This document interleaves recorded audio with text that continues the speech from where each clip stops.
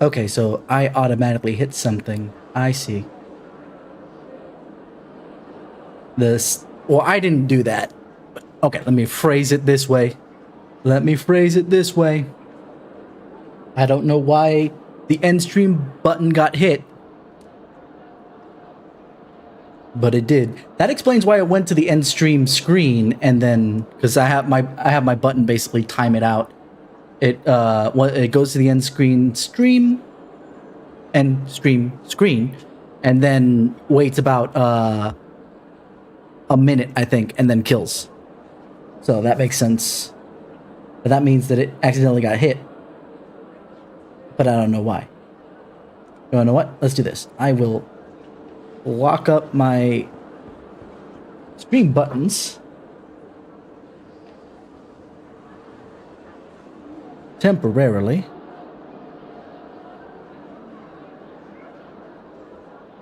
So hopefully everything will be as, clean as possible. I'm not gonna say that it's absolutely clean, but as possible. Let's see how that works out. Oh, hey, Panda, Kitten. I know I was panicking, so I wasn't able to say hello and stuff like that, but hello. Okay, so, yeah. So we're gonna dive back into HSR.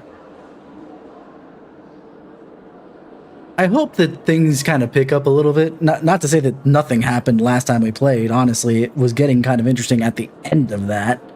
But considering that we are transferring over here to quotation marks Robin, it's going to be a little, not sure where this is going yet. But now that basically we're done with ZZZ until, and Blue Archive for the time being, finally I get kind of like some breathing room.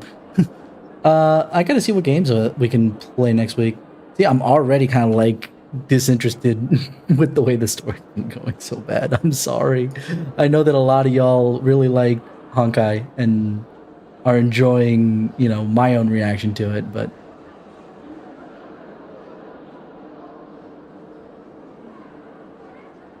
cards on the table. It's been a slog recently.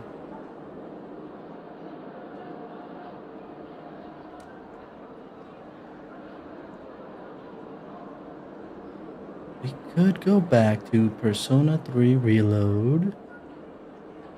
I did pick up, because it was on sale, a new Metroidvania, and y'all know how much I like Metroidvanias. Anyway, let's get started. I can bitch and moan while we continue, right? Alright, so we are with quote-unquote Robin doing things.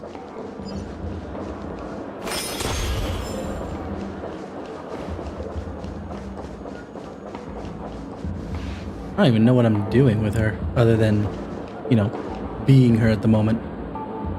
Exactly. The family promised they would protect the guests within the dreamscape, but I witnessed a group of organic life forms making their way to the theme park. And soon after, a rip tore through the sky, and black rain started leaking out of the void. That's right. Whatever happened. Yeah, I got past adventuring. I got a little salty, Chaos could tell you, with the fight after a little bit. And it's not because, obviously, he let me know that there was a patch fix to make it slightly easier. But it was just getting annoying with how many times he was going back to the... I'm talking about the fight, to be clear, Panda. I'm talking about the fight. How many times he was going back to the reels again, just without anything in the second phase. Just, okay, we've gone through one...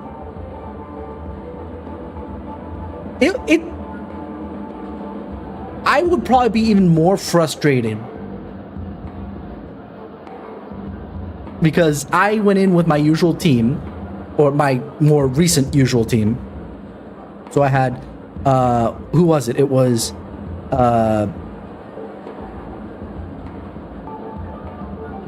I want a defensive trailblazer. Gosh dang it.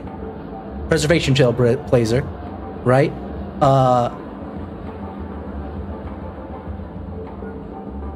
Serval, Huahua, and Ranmei. Ranmei and Huahua consistently, even with whatever nerfs they gave that fight, just could not meet the quote-unquote DPS check and would consistently get shit on. I don't think without Huahua's healing, I would have survived that fight. Assuming that Dr. Ratio probably could have done something. But Ranmei would have been just screwed without Huahua's healing. She would have been just down and out.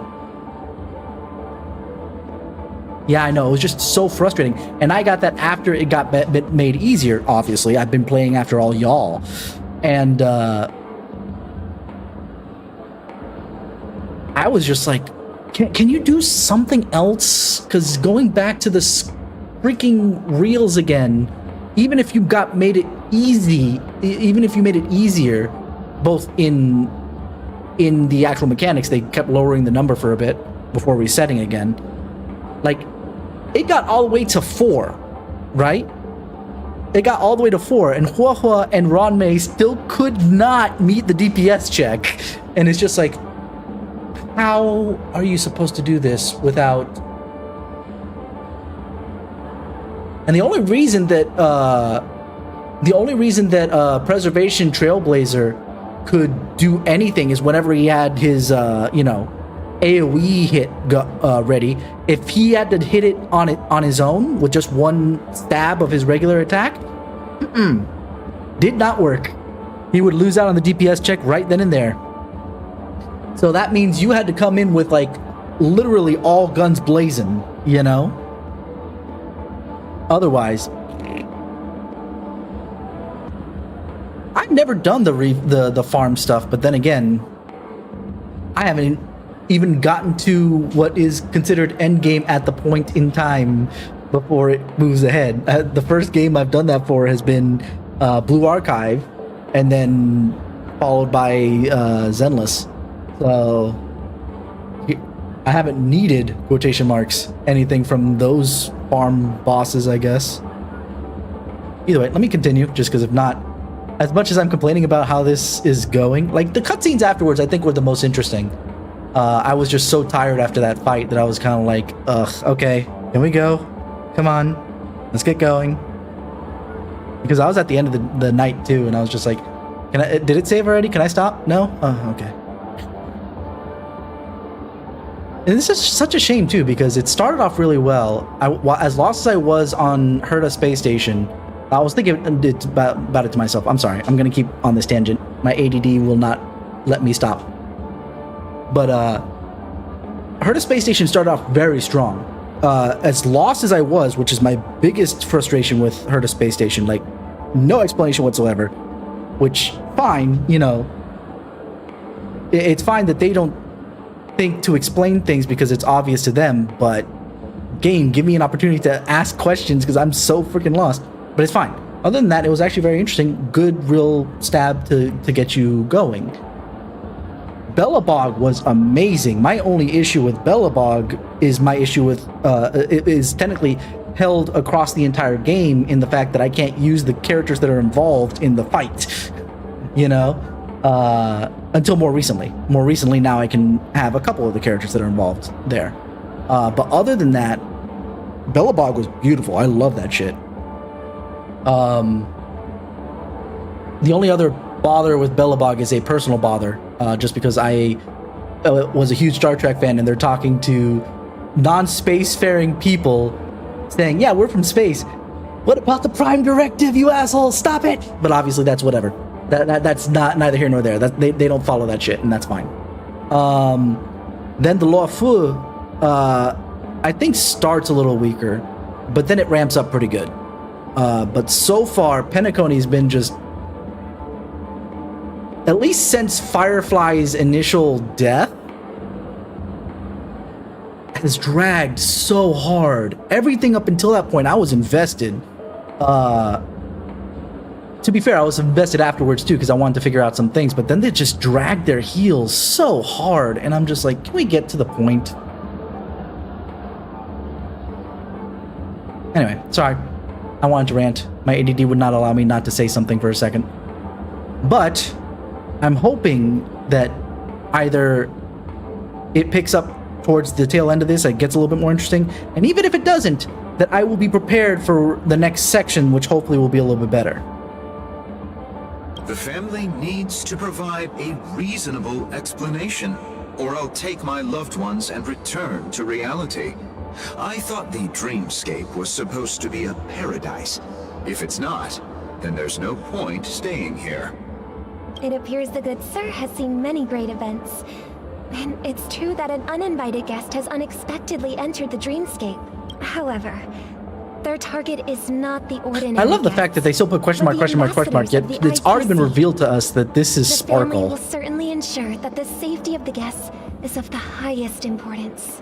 Miss Robin, I know the Bloodhound family has already sealed off the theme park and has control over the situation, but it won't resolve the problem. The family can try their best to protect their reputation, but as a guest, I don't wish to gamble with my life. What has established that there's a threat on people's lives? They've kept that undercover pretty well so far. What's going But on? as you can see, sir, no innocent bystanders were affected in this incident. Or has this been kind of The bleeding dreamscape out is there not as since, perfect as promised. and I'm not But aware there's of no that? place safer than dreams under the family's rule. I believe you know this better than I do. If this incident happened in real life, how many people would be able to walk away from it? I could stay here, but keep in mind, guests come to Penacony to enjoy the dreamscapes. They do not wish to be entangled in a conflict between the family and the IPC. Which is really funny considering let's that not have any entanglement had more nothing to do with unnecessary the family. incidents. Technically, it did have to do with the IPC because of Adventurine, but not really. I just realized something, but not 100% relevant to. Oh no.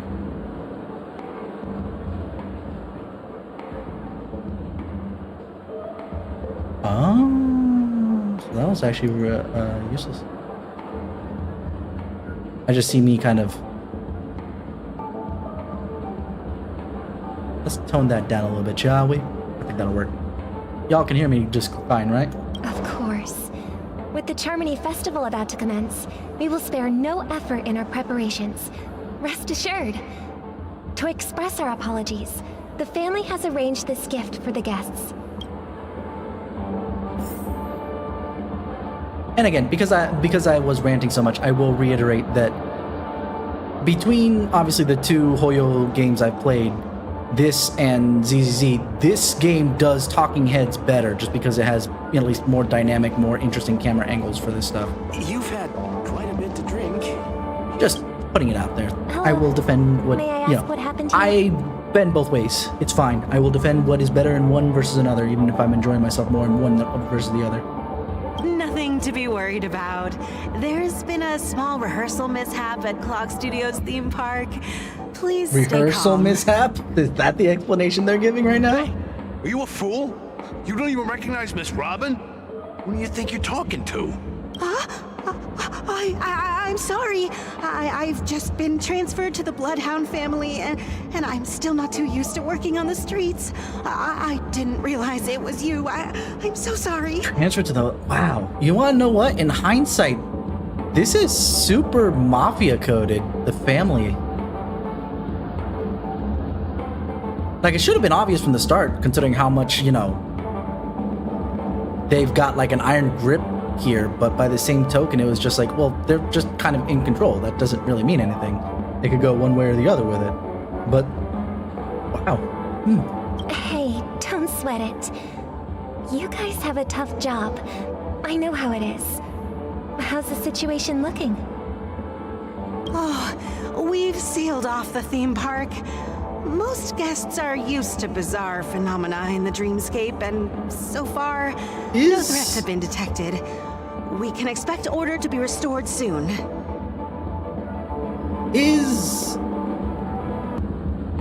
Is Sparkle actually acting like Robin, like, very well? Or is it that very few people have actually talked to Robin that she can kind of get away with this, by the way? This is a question I have for everyone. Rest assured, Miss Robin will intensify our patrols to ensure that no incidents occur. I trust you guys. But regarding what Obviously she happened in the theme looks park, and sounds, you but like, hounds is she think about it? behaving like Robin would? It's okay. You get me? Feel free to speak your mind. Well, Actually, I was there shortly after it happened. Is it Or do we not true know that enough the about Robin IPC's before her death that ambassadors we came with have no ill idea? intent? And that Galaxy Ranger who easily cut through the sky. Miss Robin, tell you the truth, You guys are talking about this in everyone's public. been Are you guys talking about stupid? it. The myriad factions on Penacony have already been causing unease for everyone. Thank you all for your loyalty towards the family. The planet of festivities has indeed run into some trouble. The representative from the IPC, he's trying to regain ownership of Penacony and is prepared for a hostile takeover. I mean, not wholly incorrect. Of course, the I family suppose. did not agree. The result of the failed negotiations is as you see it now. No wonder. So this is the main reason why the IPC staff are banned from entering the dreamscape. Did they apprehend the troublemaker in the end? Don't worry. Mr. Sunday is currently tracking his whereabouts, and I'll have something to show for it soon. About that. However, given the situation, the IPC surely won't let this go easily. Therefore, we are relying on you hounds to maintain the order and stability of the dreamscape. Please be assured, Miss Robin, we take our orders seriously. We won't let those IPC cronies get away with this. Thank you for your hard work. If there are any other members who still feel uneasy, please tell them on my behalf that protecting the dreamscape requires everyone's help. This is a small gift prepared by the Iris family for the guests. There's one for you too. Please. I can't believe I received a gift. If trouble comes knocking on our door, we're not afraid. I'm gonna skip through some of this because some of this is either obvious or just whatever. You've had quite a bit to drink. She's handing out the self-destruct buttons at the point. Miss Robin? That's the renowned cosmic superstar, Miss Robin! I didn't expect to meet a fan here. You didn't? I'm honored. Welcome to Penacony, a world filled with wonderful dreams. Alright, yeah. I can't believe I'm actually meeting the real Robin! Preparation is important, but the ceremony is fundamentally about sharing the Great One's harmony with everyone. Regarding the recent mishap, I understand it negatively impacted some of our guests. As a member of the family, it's only right for me to come forward and offer my apologies to everyone. Air pressure changed from the AC turning on. I was about to say, what the heck happened? But, Door closed behind me. Are you sure it was actually a mishap? Everyone saw those chips descending like rain and the red light tearing through the sky. Claiming it was merely special effects seems a bit far-fetched. In the real world, probably, but in the dream world, I'm pretty sure that's pretty legit. Plus, I met that generous gentleman. You did? He looked really out of it and kept talking to himself. Was this somebody that we Is met this while we were playing as also part Adventuring? of the Because I don't performance? remember now. Everyone, please do not panic. I believe that the family will give everyone a Now I'm thinking about satisfactory Hitchhiker's answer Guide in to the due Galaxy. time. Don't panic. Not quite Thursday, but Even if you say so, Miss Robin, it's hard to believe. Some people just never listen, do they? It's never ending. It just goes on and on. I'm getting really tired of this. then why are you even bothering, Sparkle? We have no idea what your motivations for this stuff is, other than you're the fool. You know, basically... Actually, is Sparkle a, what's the word again? Specifically, an emanator. An emanator of, the Fool? Which that then explains why she would be doing such things. But, you know. Miss Robin? Still, I suppose I should keep on helping everyone. I am the epitome of joy, kindness, and goodness, after all. I'm gonna look this up because at this point I'm...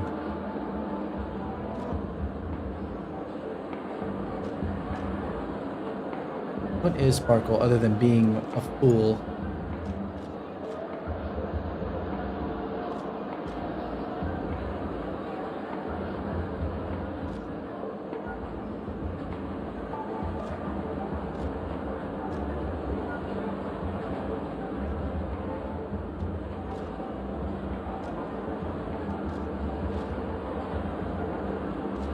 Okay, that's funny. Sparkle's Japanese name is Hanabi.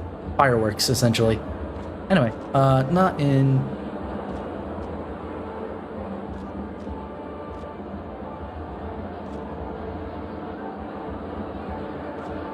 Either that or I need to know more about what the masked fools are overall.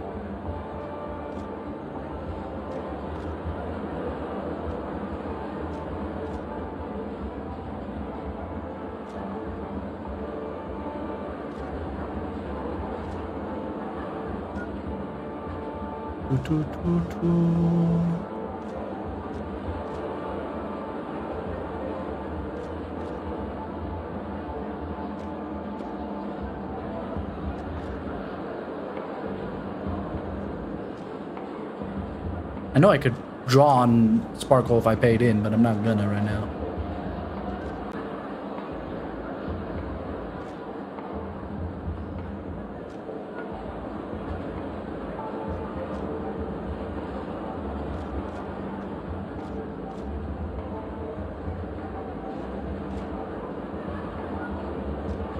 Ugh. Alright, mass pulls. Talk to me.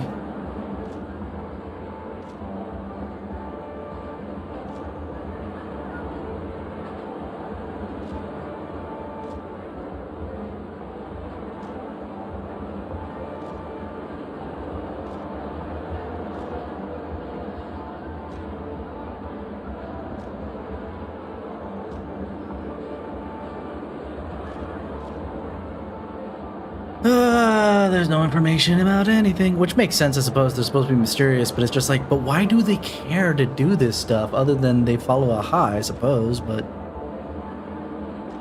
we have freaking someone who's an emanator of all things for a particular path trying to fight against her own destiny, I guess I'll call it. So for these people to kind of just continue causing issues for everybody, I don't know, it's frustrating. Especially if she's frustrated with this. Huh?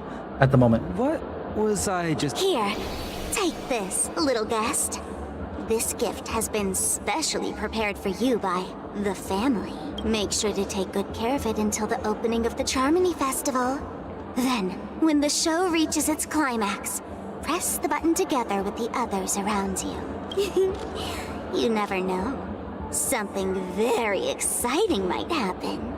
I do recall watching you stream this part, Panda, now that I've saw this shift from Robin to Sparkle, and I was very curious as to what the hell just happened there. Now I'm getting at least a little bit more sense of it. More evidence that spoilers only are spoilers in context. That was a really short... What was even the point of that? To give gameplay to that. That could have been just a Where it all cutscene. began. You entered the golden hour from this place.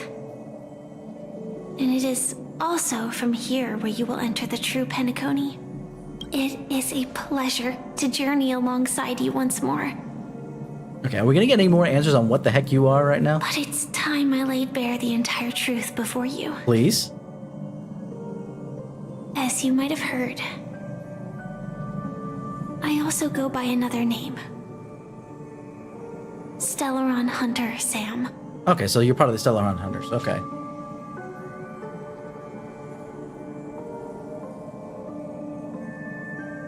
I'm gonna go with this, because as far as we know, she's I dead. know you have many questions. Do you remember when we encountered death in that strange dreamscape? When I was caught by that meme? In that instant before it killed me? I saw the reflection of another dreamscape in its ghastly pupils. So, following the clues in the script, I came up with some Okay, yeah, theories so she about is part of the meme. Celeron Hunters actively. Okay. That's why I instructed Silverwolf to issue invitations, drawing everyone to the Dreams Hotel. Wait. So you met the death meme before this? Before we even came? Because didn't the invitations we got come from Silverwolf? Or at the very least, we got a contact from Silverwolf before this stuff happened, right? Or am I misremembering things considering how long it's been? I intended to call upon death before you arrived, to solve the riddle using more direct means, and then invite you to join. However, contrary to my wishes, I couldn't defy the script. And I didn't get a chance to explain it to you. It is how you see now. I was impaled by the bladed wings of death. The heavy pressure of concentrated memoria miasma exploded in my mind as if it was actually reality. Okay. But after the momentary numbness subsided, I found that my body was absolutely unscathed. I was still alive. And it was just as I thought. I had arrived at a place starkly different from this beautiful dream. Beneath the dreamscape of Penacony lies another, more chaotic, more primal memory zone. Its name? Land of the Exiles. Okay. And so, then I returned to the hotel in the dreamscape, hoping to tell you of its existence. Yet I could not reveal my own identity. So, I could only divert your party's attention and lure you away from the battlefield. I love how basically canon-wise, and feel free to correct me if I'm wrong, chat, but canon-wise, it seems like Trailblazer stays as destruction the entire time, outside of certain events, like the end of Belobog. Because I see the bat there. It's just like, uh-huh. And after all my attempts proved futile, it wasn't until not long ago when a crimson blade of light shattered the high wall of the dream, causing you all to fall far into the abyssal depths of the dreamscape, that I was able to awaken you and your companions one by one. And that's it. That is all that's happened so far.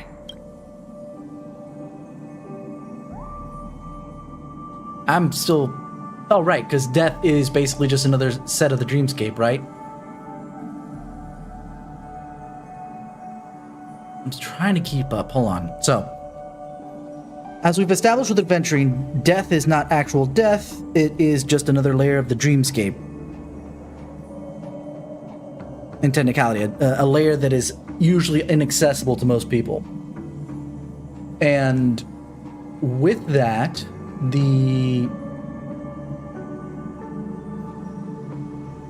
I assume that you can go and come back, but then if that's the case, does that mean that the bodies that show... Why do they think they're dead in the real world then, if all it is another layer of the dreamscape? Or is it that the method to enter the dreamscape cannot keep track of your mental state while you're in that deeper layer? This is just freaking Inception all over again. Okay, I'm just gonna... I'm completely confused because I have no freaking clue anymore. I know it's tough to believe all this without reservations. I just want to say, you are very close to the final answer. Just one more thing needs to be done. And then I can prove it to you. Okay. Now, let's leave this place. Take a deep breath and visualize the dreamscape's outline in your heart. And remember, you must not open your eyes at all times. 3, 2, 1. Don't be afraid. The one who has come to greet us has arrived. After a piercing screech, a thick, ferocious surge of memoria crashes into your chest, churning and ravaging. Your consciousness becomes like scraps of paper caught in a whirlpool, breaking apart, dissolving, and dispersing within the turbulent, muddy current. Innumerable voices resonate through the symphony of Memoria like roaring thunder, and among them, one echo stands out with exceptional clarity. You know it comes from the girl beside you, your heart beating to the same rhythm in silence, and then even more silence, until memories stir up ripples in that quiet darkness. I never knew you could do this. Wait, where are... Oh my gosh. Can we finish a freaking thought? Sparkle's throwing out the mad buttons, mutually assured destruction buttons. Firefly is both helping me out, getting where we need to go, and hanging out with Blade, it looks like? Do you Okay, it is have a Blade, at driver's least. license? I do. That is surprising. Why? Because this is Japella, the city of sins. Where's Japella? Why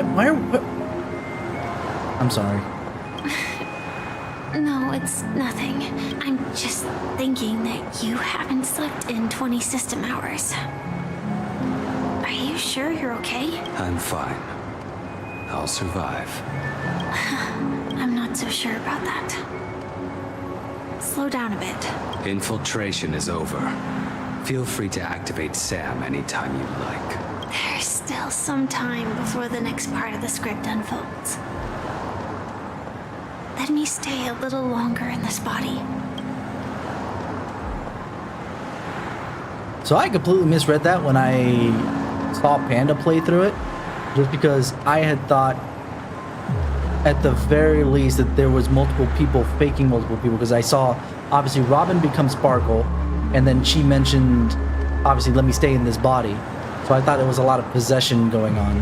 I didn't know that this was Dreamscape or whatever, but it was a little interesting. Still not following 100% what's going on, but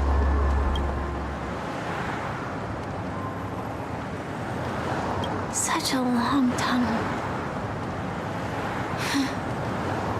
Didn't feel this long when I set off. In half a system hour, it will lead us to Kafka. And then comes the downfall of the Japella Brotherhood. are they trying to set up something for later? Because right now, this is like, why are we talking about this? We're not even done with what we were doing. We're not even done with what we were doing. And all of a sudden now we're talking about Japella Brotherhood. What the heck? Is that also part of the script? It's in your script too. Sorry. I didn't notice. Their destiny won't change just because of your selective ignorance. I told you before, it's a bad habit. What about you then? Is this the moment you finally find the death you've been looking for? As always, it's a blank slate. It's not on this planet. How can it be? How can you have a script Why and a the blank sudden slate at the same inquiry? time? I assume that it's not part of this part of the script, which is what they've seen so far, but it's just... Because I'm I don't know. currently in a car with a sleep-deprived driver. I just want to get there in one piece. This car has full self-driving capabilities. I'll just put my hand on the steering wheel. Will that do? Hey, don't take everything so seriously. Elio would always say there's only one type of destiny. The inescapable type. He can see the future, and we, likewise, are aware of our predetermined end. Okay, so that establishes that for the most part, they know how their story, quotation marks, ends, but only Elio can see the in-between parts. But before that moment arrives, we can still choose what we do. We all have this right, don't we? After today, Japella's name will disappear from cosmic history, and the Everflame Mansion will take its place. Wait, In the not-too-distant future, you'll receive an invitation. oh, this is a flashback. Because I was like, wait a minute, the Everflame Mansion, that got wiped out by Acheron. That's your next stop. Land of the Dreams. Penacony. I hope you find whatever you seek there. Be it answers or salvation.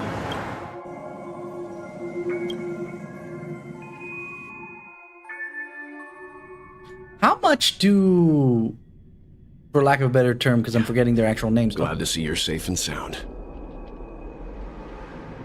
Close your eyes. This is the answer. Isn't it incredible? The monster that we have always known as Death is actually the guardian of the land of the exiles. It abides by a certain... The question that has been perplexing us, does death really exist in the dreamscape, appears to be a cognitive trap. It was laid by those orchestrating events from the shadows to cover up the truth behind the disappearances and the existence of this fortress known as Dreamflux Reef. Every emergence of that meme is related to the Watchmaker. Since Dreamflux Reef is where it brings its captives, it's likely that many of our long-standing questions will be answered in this place. And big money question, if this is where the death meme brings all its victims, quotation marks, where's Adventurine? Because wasn't he supposed to be dying too, in technicality? The atmosphere here is starkly different from the beautiful dream. There are no regulators here like the family, but from the whispers of the residents, I've heard a familiar name. It's that man again. Always in the right place at the right time. Though that does save us the trouble of looking for him. Himiko and March have already made a move. Get ready. Alright. The real dreamscape, the land of the exiles. Before we go, should we speak to everyone first? There's a thing here.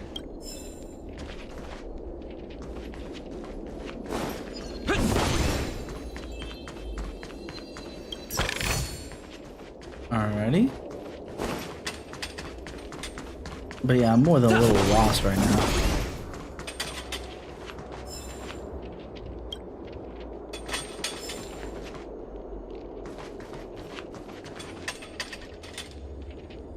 What's that noise?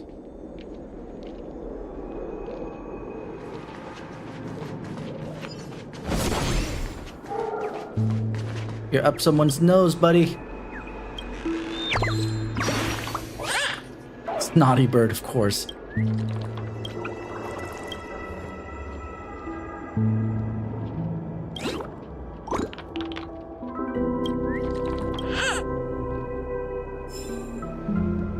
Alrighty.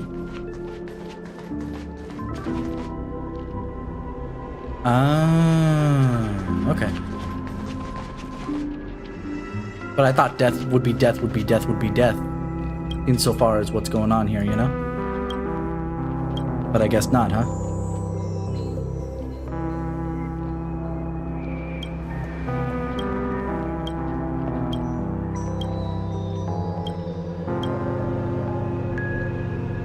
Alright.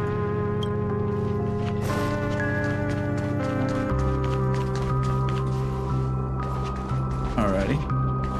Let's see. I am really sorry for waiting. 2 reasons. Firstly, the script. In the future that Elio saw, Sam and the Astral Express's confrontation was inevitable. That aside, there were also my personal motives. I wished to travel with you as Firefly, and not Sam. Is there a reason for that? Thank you. Elio only gave me one instruction. Allow the Astral Express to pursue the Grand Legacy. It means that the Watchmaker's legacy holds great significance. Elio's scripts used to revolve and expand around certain specific Stellarons. But with your appearance, This condition has apparently ceased to be appropriate. Hmm? Perhaps he also saw the impossible in the future. Do you still remember the medical cabin I told you about? Well, Strategic That's assault him. mech. Okay. it belongs to the Iron Cavalry of Glamoth's Firmament Frontline. A Firefly Type 4 strategic assault mech. It is the cradle of my vitality. And the meaning of my birth. Why is she taking so long to get through her line? And for the longest I'm not going to blame the time voice it actress. was- It's either the voice director or they're breaking up the lines audio files, and it's how I should have looked to the rest of the world. The time scale of Dreamflux Reef differs from reality. So we mustn't lower... all right. Yep, that's per usual with dreams, but that's fine. Something on your mind? No wonder Miss Acheron is so averse to drawing her blade. It's hard to imagine such terrifying power could reside in an ordinary sheath. If it weren't for the fact that Aventurine's power originated from the preservation, the entire dreamscape would have been affected. Don't feel burdened by this. Even without that Stellaron inside you, Aventurine would still have found other methods to accomplish his goal. Let's just believe in Miss Acheron, and given her prowess, during your investigation, he shared a vital piece of information. Mikhail, but this is precisely where the problem lies. You were clearly investigating a murder, so then, now with Firefly mentioning his name again... Before we found you, she'd already revealed her Stellaron Hunter identity. Who would have thought that the Molten Knight's true identity was actually a young girl? For her, this is a secret that she kept, but she didn't reveal all her secrets. I hope you've regained a little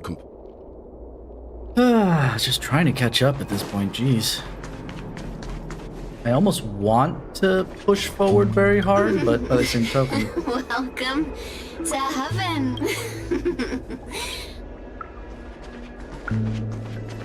Keep going straight down this alley and it'll lead to an elevator. More space inside than my... It'll take us to the center of the land of the exiles.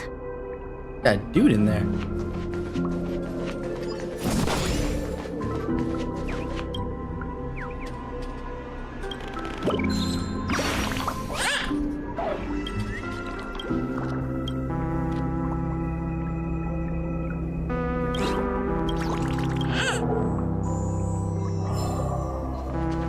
Alrighty.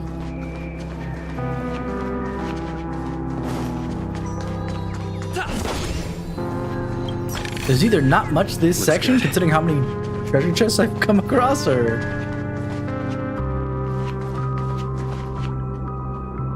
Alrighty.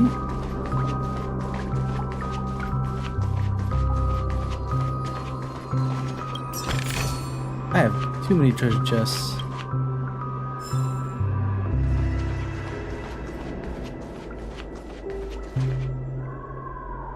I would hope so. Alright, what else is...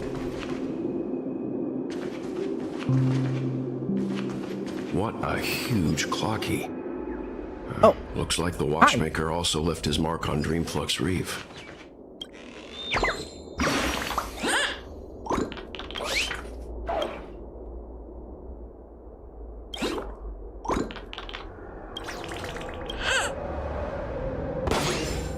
Alrighty. Oh, wait.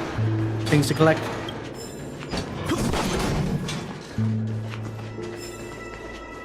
What's this?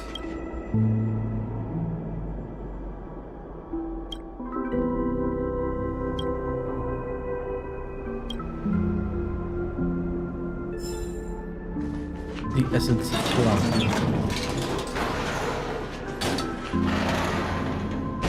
Alright. Upsy daisy.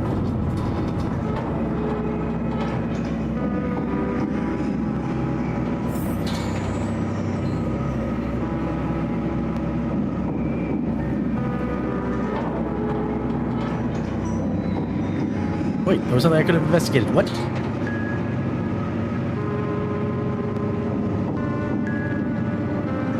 Unbelievable.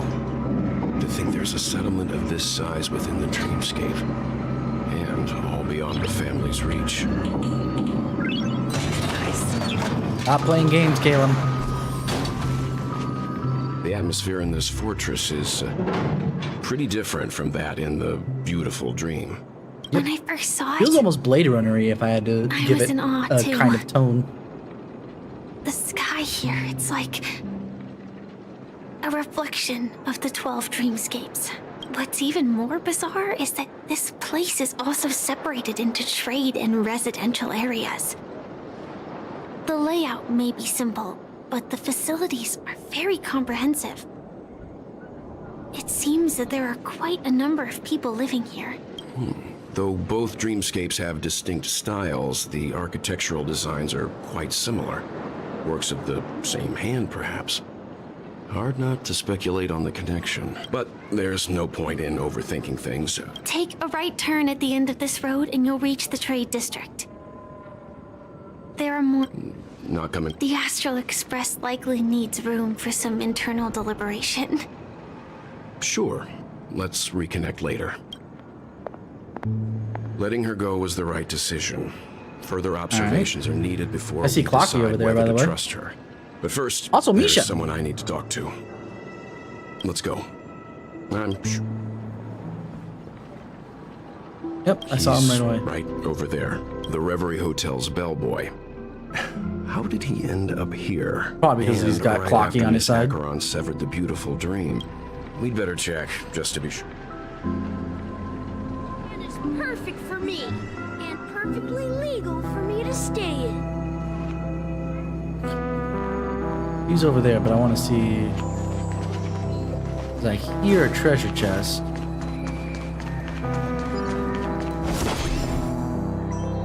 There's one. There we go. Looks good.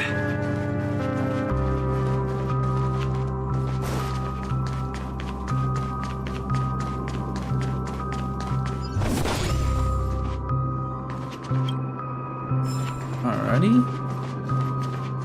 I know I'm heading the opposite direction right now, but I want to gather as much things as possible. Is that all? I honestly feel like I don't want to come back to Penacony as much as I can. I need to get some distance between me and this place after we're done. Let's see how you handle Looks good. a stroke of genius like this.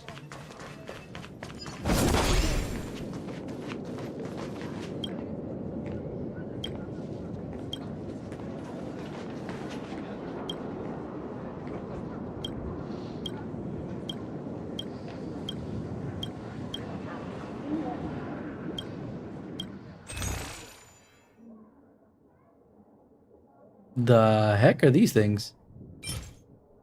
Ah, okay.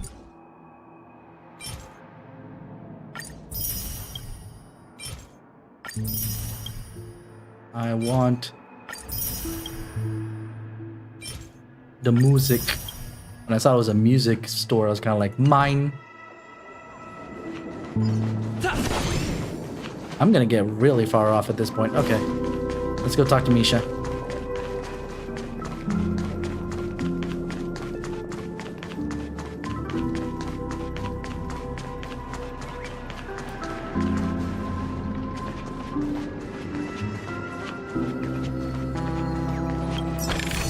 I wasn't wrong Is about that that, all? at least. What else is here? Okay. Grace, you're looking much older nowadays.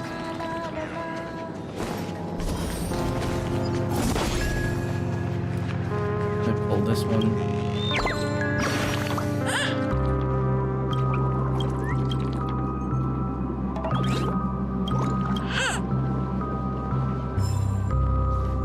Alright. I have a feeling. Yeah, I came around this way. Gotcha.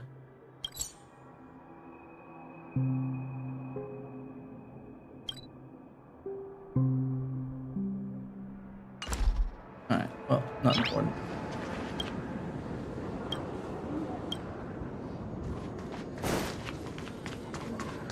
Alrighty. Galatea? Why does that name sound familiar to me?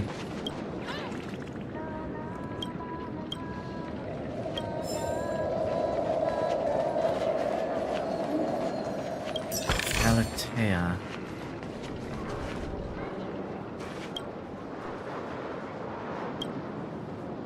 That looks amazing.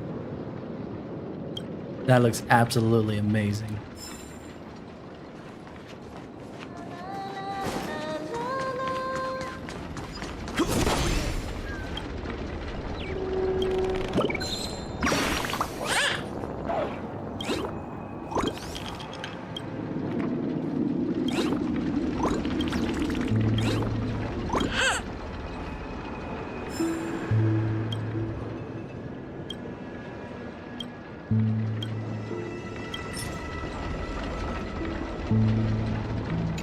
Not at the moment. I'm just a wallflower. Alright, down to say hi to Misha. Wait, there's more things over here.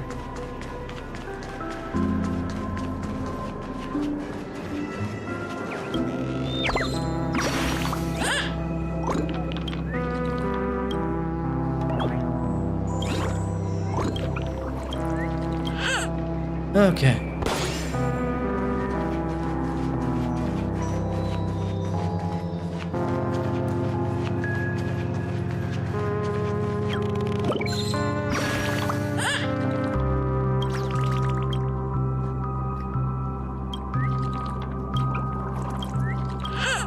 Alright, get out of here.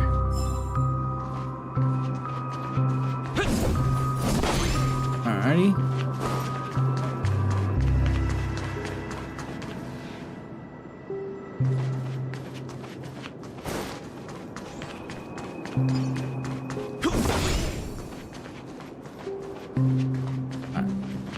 Alright. Now we are as golden as we can be without going even further off the rails. Alright, Misha, why are you talking to Clocky? Huh? You're the guest from before. We meet again! And a new friend. Forgot to introduce myself. I'm the hotel's bellboy, Misha.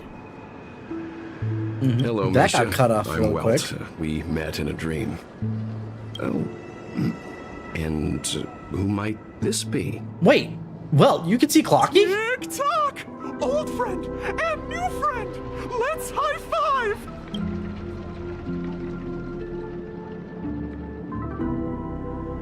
Your, memory zone meme? Nope. Clocky is a good friend of mine. We all live here. A good friend. How did you two get here? This dreamscape isn't supposed to be open to the public. How did you get there? I How did you get wonder there? if it has something to do with Sleepy. So, Sleepy? this is your home? Is that another one of Yep. Clocky's things? After my work in the beautiful dream ends, I'll go back home. Commuting used to be more convenient, but ever since travel became cumbersome, Sleepy started ferrying people back and forth between the two dreamscapes. This Sleepy. Can you describe what it looks like? Sleepy is a memory zone meme. Looks fierce and has many eyes. But it's actually really well behaved. Gallagher's been taking care of it. So the thing that we were considered to be death meme, he's calling Sleepy? Is that what I'm getting at here? Or is that what I'm understanding? Based on the description, that meme is indisputably death. A nightmare for the family, but for the people who live here, well, that couldn't be further from the truth. Death? Not in a dream, surely. Sleepy's just a little aggressive. And A little sometimes aggressive, messes considering what up we by saw fetching the him wrong do to guess. But Firefly. it would never hurt anyone. Uh-huh. I see. Has it brought back any guests recently, say, in the last day or two? We're currently investigating a missing person case that occurred within the beautiful dream. I see. Then you'll have to speak with Gallagher. But he's currently busy hosting a visitor from the Oak family and specifically asked not to be Right, disturbed. Mr. Sunday. Mr. Yang, the person you're looking for, is it Miss Robin? Yeah, technically. Just as I thought. Considering what happened with Miss Firefly, this doesn't come as a surprise. If you're looking for Miss Robin, I can lead the way. She told me that she'd be willing to meet with outside guests. If it's not too much trouble. Why? Also, we're looking for our missing companions. A woman with red hair accompanied by a girl with pink hair. Have you seen them? I don't know why the fact that it isn't death, but just going to a deeper layer of the dreamscape, let's call it, is just super disappointing. Like, okay, I'm happy that, you know, both Robin and Firefly aren't actually dead, even with Adventurine possibly being so. It's just, since we've already established a character over in the Lafu that died, or at least is missing for the time being, what does it matter if some of these other characters are dead? Like, as far as gameplay is concerned, you know, because we've already got a character that's currently missing, is considered dead, but we still have them as part of our team. So Robin and Firefly dying makes no difference. So why are we going with this angle? Not that it's boring, it really isn't. It's just that since there was no hints to this happening all the way until we got here.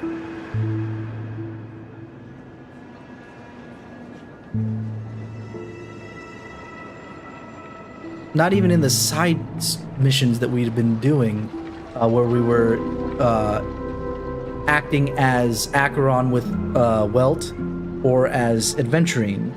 Nothing hinted to this. This reeks of and then, as opposed to, especially when you have a mystery, you have to already have what the solution of the mystery is and work your way backwards. Like, if this wasn't a mystery and it was just us continuing to uncover what was coming up next, fine. But they phrased it, or they pictured it as a mystery, especially with what we were doing with Adventurine and Acheron when we were playing as them. And then all of a sudden it's just like, nah, it was nothing of what we told you what it was before. We're going this other direction. Like a plot twist for the sake of a plot twist. Like I said, the twist is actually kind of interesting. It's an interesting thing to say, no, there's actually a deeper part of the dream and that's what's going on. But then have something lead towards that. Like, be like, oh, of course there's a deeper part of this dream. It doesn't seem like that was ever set up. Or if it was, maybe it's just because I'm freaking remembering it poorly because of how boring the section, again, after Firefly's supposed death and Adventurine's supposed death just dragged for forever. Oh, I haven't. But please, rest assured. Dreamflux Reef is a small place, and it's not as bustling as the beautiful dream, but its safety is unmatched. How about this? Since it's your first time here in Dreamflux Reef, I'll be your guide and help you find your companions. And then we can all go visit Miss Robin together. She's gone to Mrs. Grace's to visit the children. She won't be leaving anytime soon. So there should be enough time. Because it's Mrs. Grace, it's not the Grace that we know. I knew that from the start anyway. But Follow your plan. Well, we now know the answer to both murder cases that have caused such commotion in Penacony. As for the intentions of the mastermind behind it all, we're still none the wiser. I'm gonna go with No idea. but its connection to Gallagher is worth digging into. Regardless, you mentioned before that you saw a Clocky that only you could see, right? I can't shake off this strange feeling. Am I really still so young at heart? Forget it. You have to grow old, not grow up, We'd better Mr. just Yang. follow Misha.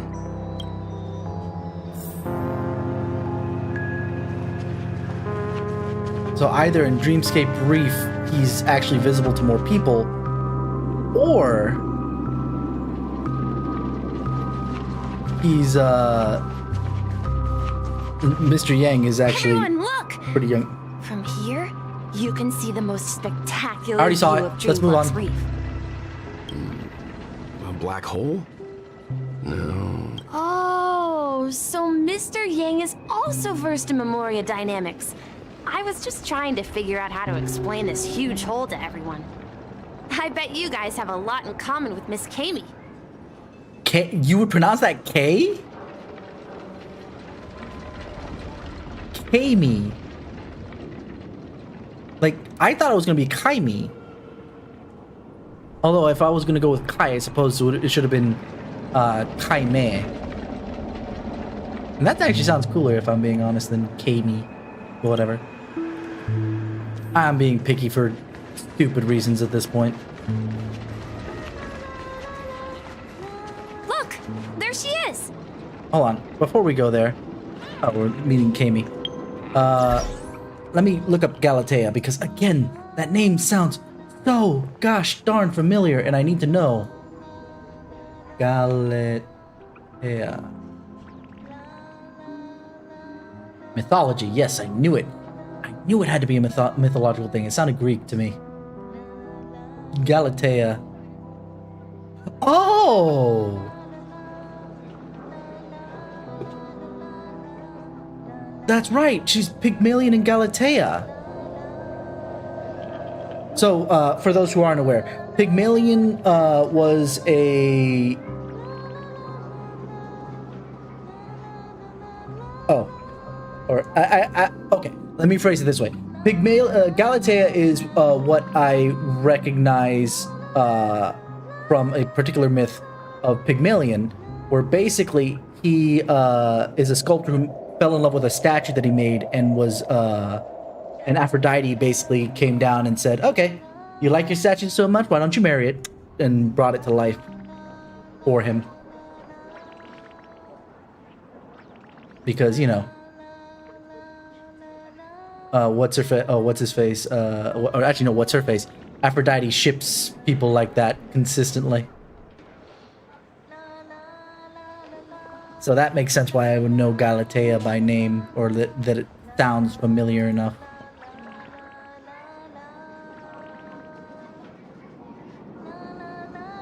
Alright. You should be dressed in a white dress, by the way, because Galatea means like white like milk. Though I guess the gloves would be enough. Plus you're, you know, clearly lighter of skin, so it still works. Kami. My calculations are finally done. In another 10 system hours, the above dream will swallow the dream below. My hypothesis was correct. This place will cease to exist as the dream devours everything. Who are you all, and why haven't you left yet? This place is about to disappear. And why aren't you I'm leaving? Kami, a dreamscape surveyor specializing in Memoria dynamics, and this is my life's work that I'm researching. Okay, but is it See worth a huge gaping dying hole? over, though? It was just a narrow rift many years ago, but now it's grown into a giant hole. The surrounding Memoria has been flowing towards the other end of the hole at a constant velocity, slowly but surely. But the scary part is, according to my calculations, the flow rate of Memoria has recently changed, and it's faster than ever before. It's almost as if something is sucking it in from the other side. By constantly improving upon Madame Rosalina's Memoria measurement method, I've finally obtained accurate results. After 10 system hours, MRM the cubed? Dreamflux Reef will cease to exist. It will disintegrate like a melting glacier, and then fuse with the sweet dream fragments on that side of the void. Alright. Please don't worry. This sort of thing has happened many times before. Miss Kami isn't a bad person. She's just a bit lost in her own world. She'll probably realize I mean, she's considering wrong what we soon did enough. on the other side, maybe she's not wrong this time. You don't say. There was something else that piqued my interest. Is she just a Who is doomsayer? Madame Is that what Rosalina? Kami's getting at? Oh, do you know her too? Or are you also a fan of Memoria Dynamics? We're very interested in Madame Rosalina's achievements. Could you tell us a little more about them? Mm-hmm. Why, of course! She's an excellent scholar of Memoria Dynamics, and the first person to apply Memoria rate measurement methodology on interstellar travelers. Okay. Regrettably, due to the presence of the Garden of Recollection, ordinary people don't pay much attention to the nature of Memoria. She departed this world without much fame, leaving only a few thin journals behind. I came to Penacony to learn more about my idol, and went to great lengths to seek out Dreamflux Reef, all because this is her final resting place. Prodigies always meet their demise prematurely. If only Madame Rosalina had more time, she would have discovered a way to reverse the flow of Memoria. Okay. I felt it. The source is in the golden hour. There is a certain anomalous presence stirring the currents of the memory zone. I must uncover more concrete proof. I must convince everyone. I mean, we've established... That's why I'm wondering if she's wrong Does this the time. name Madame Rosalina sound familiar to you? Should it?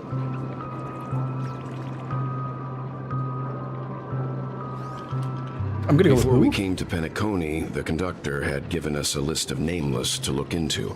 Her name was mentioned.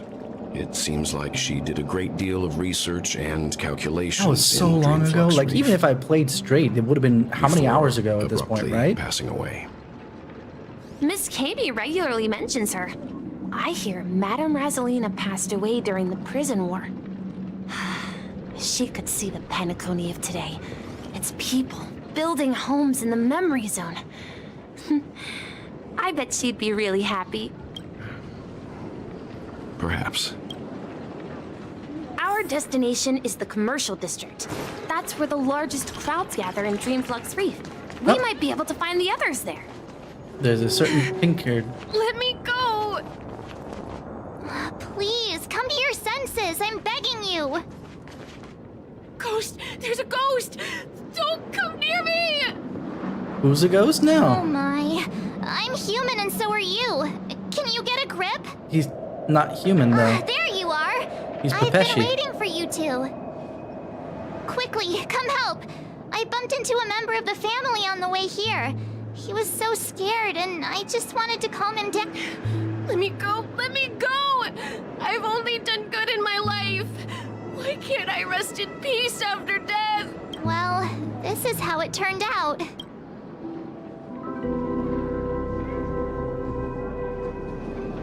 Now you shall pay respect to March 7th, Ghost of Dreamflux Reef! Is your name this battling? You're a regular comedian.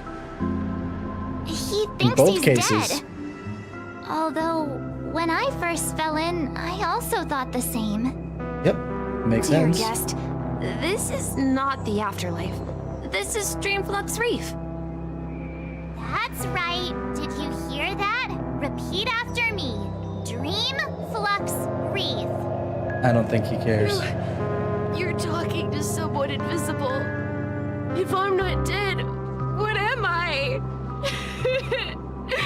I shouldn't have pushed my luck and tried sleeping in my dream. Curiosity kills the Pepeshi. Oh boy.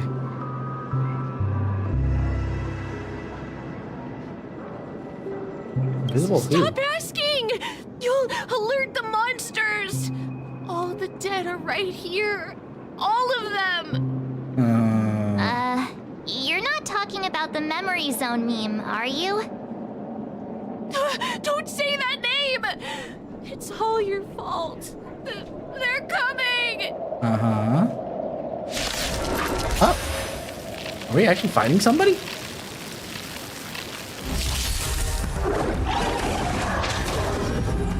Some value, I suppose. That came the heck out of nowhere. Existence is unity. Keep up! I can do this! Yeah. Fiends or devils, I'll crush them all.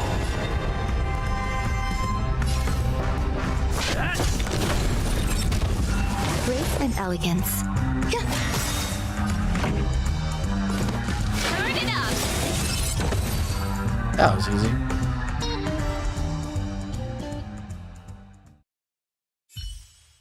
That was He even passed out. His intense negative emotions attracted the nearby memory zone memes. Okay, so it was his fault, not ours. Okay. I see. But why aren't the other people around here scared? Unlike in the Sweet Dream, people here don't see memory zone memes as dangerous monsters. And even if they pose a threat, people can easily escape by forcing a wake-up call. But we can't just leave this man here. Can we take him somewhere safe?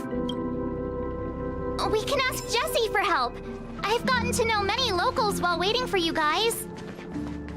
Everyone here is living a self-sufficient life. I don't know how to describe it, but this place feels like the real dreamscape. Probably because it is. I knew you couldn't hold your liquor. Tried to warn you too. Let's fix this. Because I wanna. I wanna.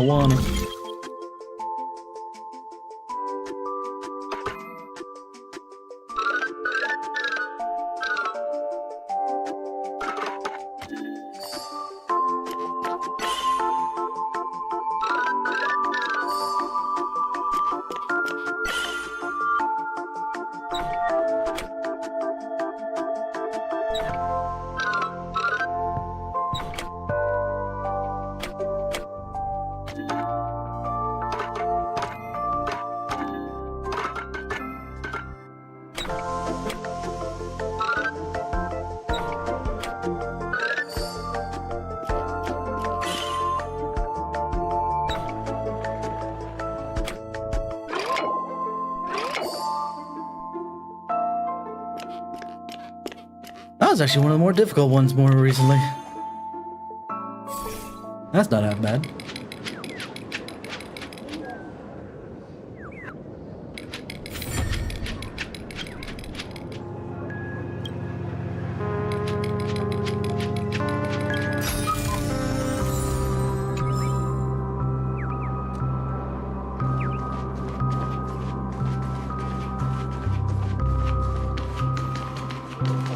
Interstellar cowgirl? You don't look much like an interstellar cowgirl, let me tell you what. Evening, Jessie. Is it evening? That's a good question to ask. Welcome, Miss March. Who might these be? People. These two are my friends. As for the man lying on the ground, Did you he's just a drag him on the scaredy cat who ground? fainted from fright. I see. Another poor guy who accidentally ended up here. I'll take care of him. There have been a lot of new faces lately. Things must be tough in the beautiful dream. The few remaining havens of freedom in Asdana will soon face trouble. Do such things often happen here? Not really, but they're becoming more frequent now. Guess it's one of the signs of the Sweet Dreams collapse. This man has had quite the shock. Could you help me find a Halovian lady, March? Her songs can heal mental wounds. A Halovian lady? That must be Robin.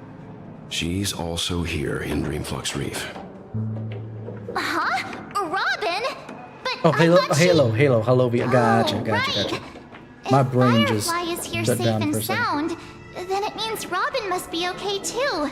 Misha is about to take us to her to find out what happened. but before that, We met some stowaways in the residential area. I heard that places like Dreamflux Reef are scattered throughout the memory zone of Asdana, like islands in the ocean. I also heard that when Dreamflux Reef took shape, it was the center of all dreamscapes in Penacony. if that's true, it's no wonder there are so... Himeko must be gathering information. Let's see how you handle a stroke of genius. Sprint. No, at this rate, the family will...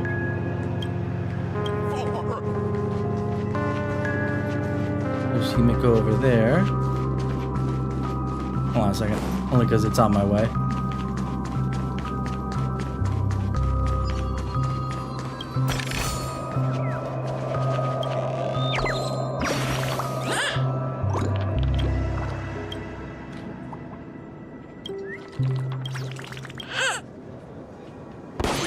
Alrighty. Going across the bridge.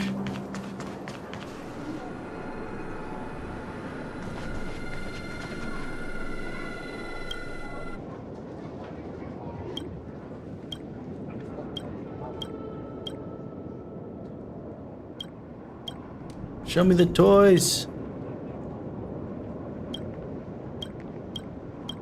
I'm being nice. Show me your toys. Huh.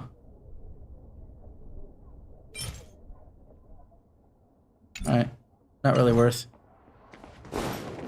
Let's have a toast to dreamscapes.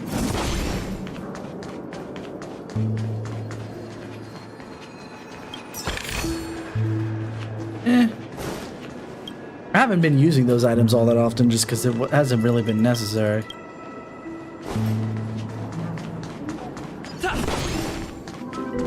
If I had to complain about one thing about this game is that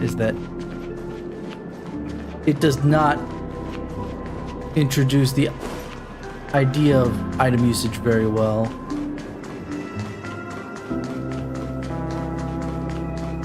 Oh, nope.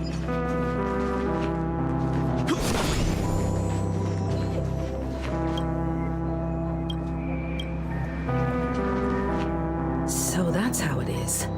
Who are I you? never imagined we'd gather the remaining details here. To borrow Oh, you're Gallagher's Micah. catchphrase, what an unpredictable twist of fate. Which I don't have Akron, which is a shame. Ah, perfect timing. Now that everyone's I here, have a feeling that I'd it's like to supposed to be introduce used more everyone to often than Micah, I definitely who's use it. partly in charge of the land of the exiles. Micah, these are my companions. It's a pleasure to meet the Nameless. You know us? I've been keeping an eye on you since the day you arrived in Penacony. We would have met under more appropriate circumstances if Dreamflux Reef hadn't been isolated from the 12 dreamscapes.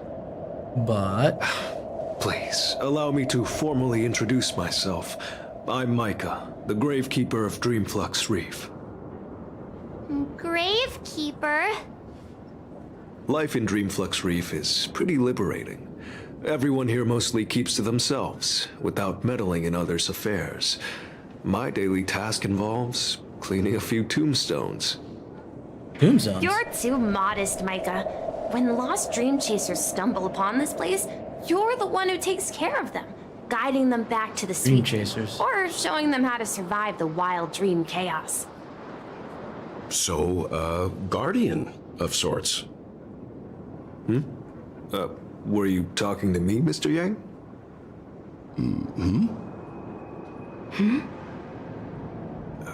On that note, Mr. Mika, which tombstones are you referring to?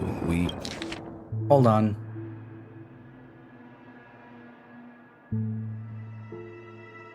What was with that pause? I'm confused.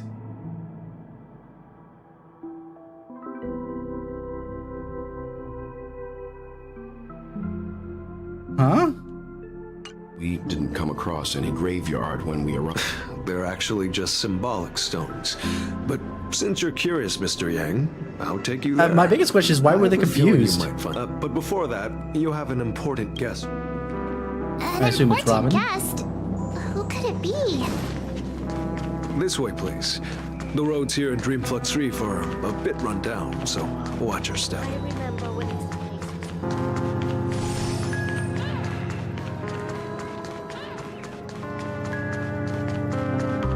I might be wrong. Let's see.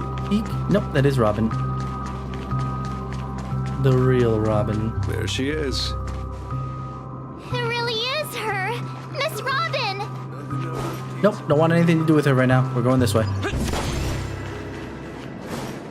Exploration. Oop. Saw it.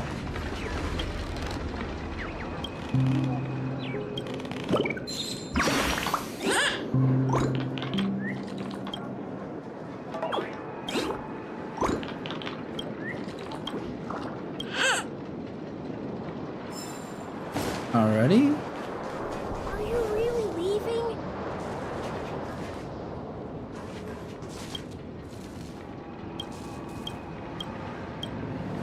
There's gonna be a war.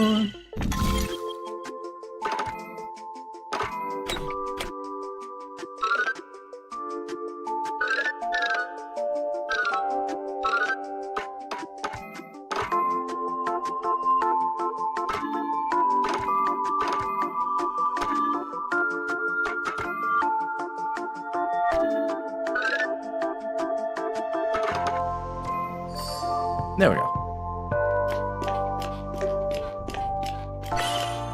Now we gotta go here.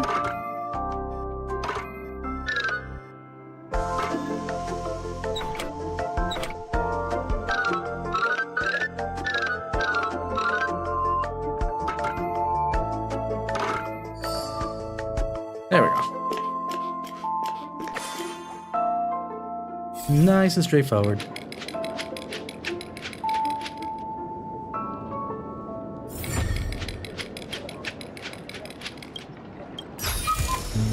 Looks good.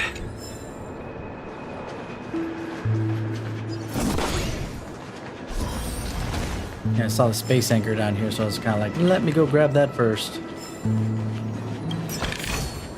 Is that all?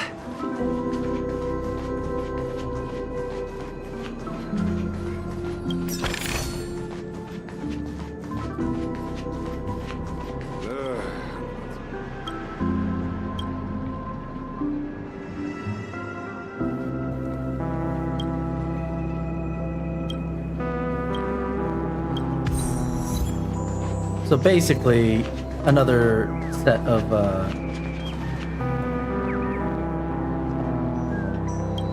like the garbage cans from Bellabog, huh?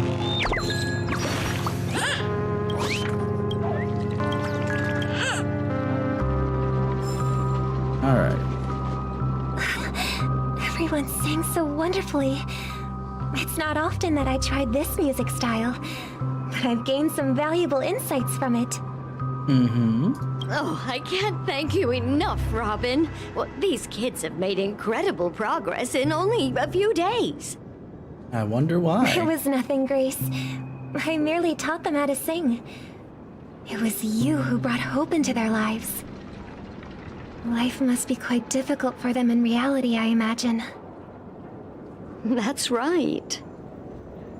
Whenever it's time to say goodbye to these kids, they're reluctant to leave. You're talking about them I've like they're explored not every there, corner of Robin. Dreamflux Come on. Reef. Talked to everyone I met, and they all told me the same thing. Uh-huh. This shattered dream is not worth clinging to. It seems you truly are a child of the Harmony. Emma and Andy are orphans I took under my wing. Carol there, with her blind eyes, used to work at a nutrition center in the outer ring of Penacony. And as for Gary, he's been living with autism since he was a child. They're not old enough to enter the sweet dream managed by the family. If we compare people to birds, these kids are like fledglings with impaired wings. But in this dream, well, they can fly freely. Even if they stumble along the way, well, they're still relying on their own strength. And me, an old lady with no legs. Well, without this dream, I couldn't even walk toward them. I'm Interesting. glad that you found a new life here in Penacony. It's just... Don't worry, Robin. Dreams have their significance, but they aren't everything. Both the children and I understand this. No matter how long we fly through this dream, we will one day return to reality. But you know what? Emma and Gary aren't plagued by their insecurities anymore. No, and Carol is learning how to cope with her blindness. And Andy is livelier than ever. Well, even I've become more optimistic. You see, in dreams, we learn how to live. Once we return to reality, we learn how to survive. And should our feathers be damaged, then we share our wings with one another. There's no need to covet an This is illusory just sky in so- dreams. Because we have the right and the ability I don't know. The to writing fly is towards a broader horizon. so unpacked. It's a relief to see you I safe think they and could sound, say the same Miss things in Robin. less words. It's nice to see you all again, Astral Express crew. I heard my disappearance caused quite the commotion out there. I'm really sorry about that. Since you're here, can we assume that you're fully aware of the situation in Penacony? Ever since I returned to Penacony, my voice started to change, until it gradually faded away. At first, I thought it was a temporary ailment, perhaps due to having been away too long. I thought maybe it just takes some time for my body to acclimate to the high concentration of Memoria and Asdana. But now it seems the root of the problem goes way beyond me. There are elements around me that don't align with the harmony. Losing my voice is just one of the signs of the Sweet Dreams collapse. The Sweet Dreams collapse. That memo keeper mentioned the same thing. So it's real. While I was away from Penacony, the boundaries of the 12 dreamscapes kept expanding outward. Whenever I mentioned the anomalies in the dream, all the family heads refused to talk about it. Only my brother was willing to respond. Later, I discovered the secret letters from the IPC ambassador, which further convinced me that there are hidden secrets beneath the surface of Penacony. So, fought the land of the exiles, concealed by the family under the guise of death. A dream within a dream, where Penacony's past is buried. Hearing you speak, it sounds as if your voice is made. I hate to admit it, but the harmony in this place resonates more broadly than within the Sweet Dream. It's regrettable, but the family has experienced betrayal. Okay, The we're getting traitor- back to this again? Or Finally? traitors abandoned their original principles and, using the name of harmony, exploited people's weaknesses to turn Penacony into the planet of festivities, trapping everyone in the illusion of the Sweet Dream. This is not the strong defending the weak, but rather the strong exploiting the weak. A world without equality won't ever be favored by the harmony. And naturally, those voices blessed by them have lost the ability to sing. Could there be another force influencing the family's shift in philosophy, Miss Robin? Considering what happened with Acheron, it's difficult to conceive of another entity within the realm of the harmony capable of influencing everyone. Unless a power surpassing that of an emanator is involved. I'd heard about what happened to the Xianzhou Alliance, but as far as I'm aware, the family hasn't faced any such external interventions. You heard about what happened? Who Man, knows? news travels Perhaps through I've the just been freaking away too long galaxy and missed super something. fast, or universe. Well, I don't even know how far. Do we know what the distance is between? I'm gonna call it Billabong because I forgot the name of the planet. The Laofu and this, and Penacony. Is there? Are they just a hop, skip, and a jump, astrally speaking, away from each other?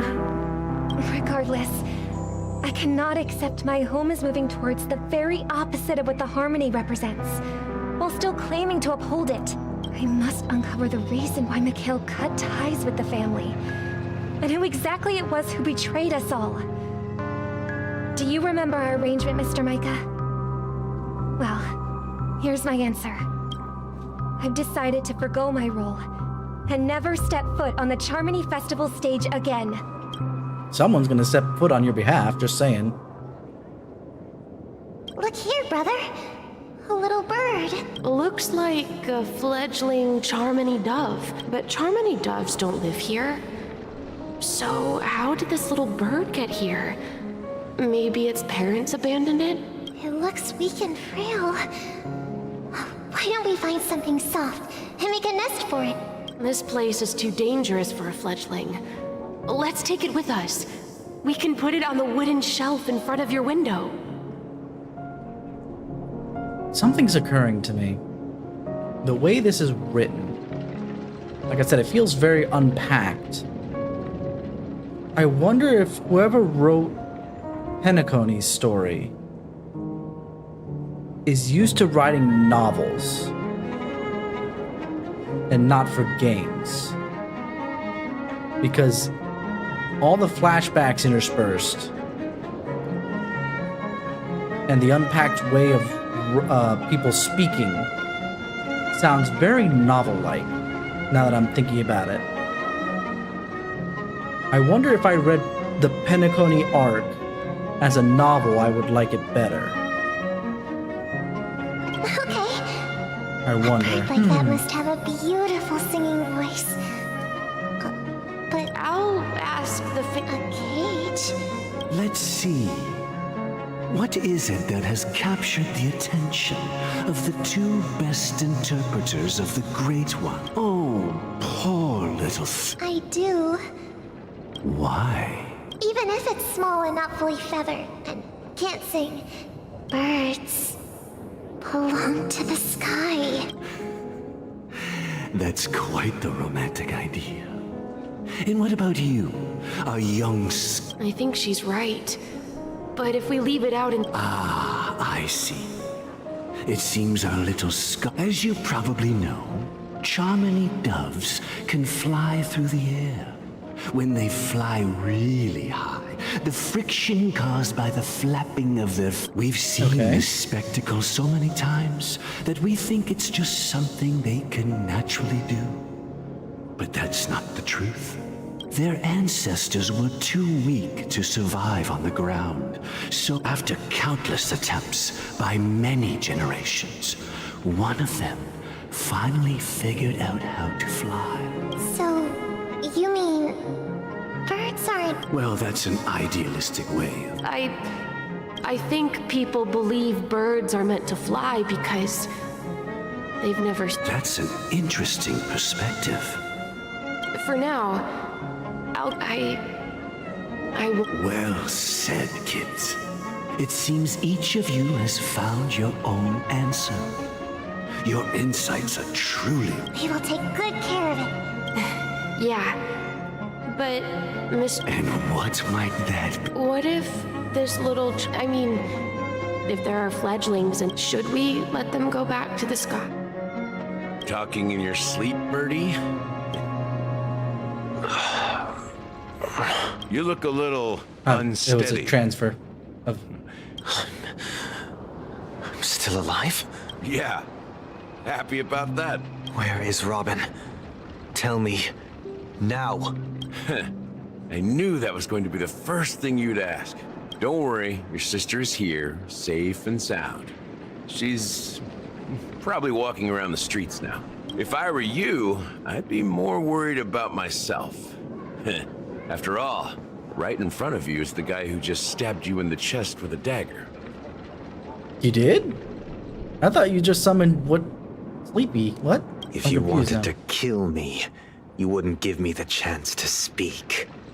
Just tell me your demands, lackey of the Watchmaker. So, you figured out who I am, huh? No wonder you had the guts to go against the Dream Master and the Four Families.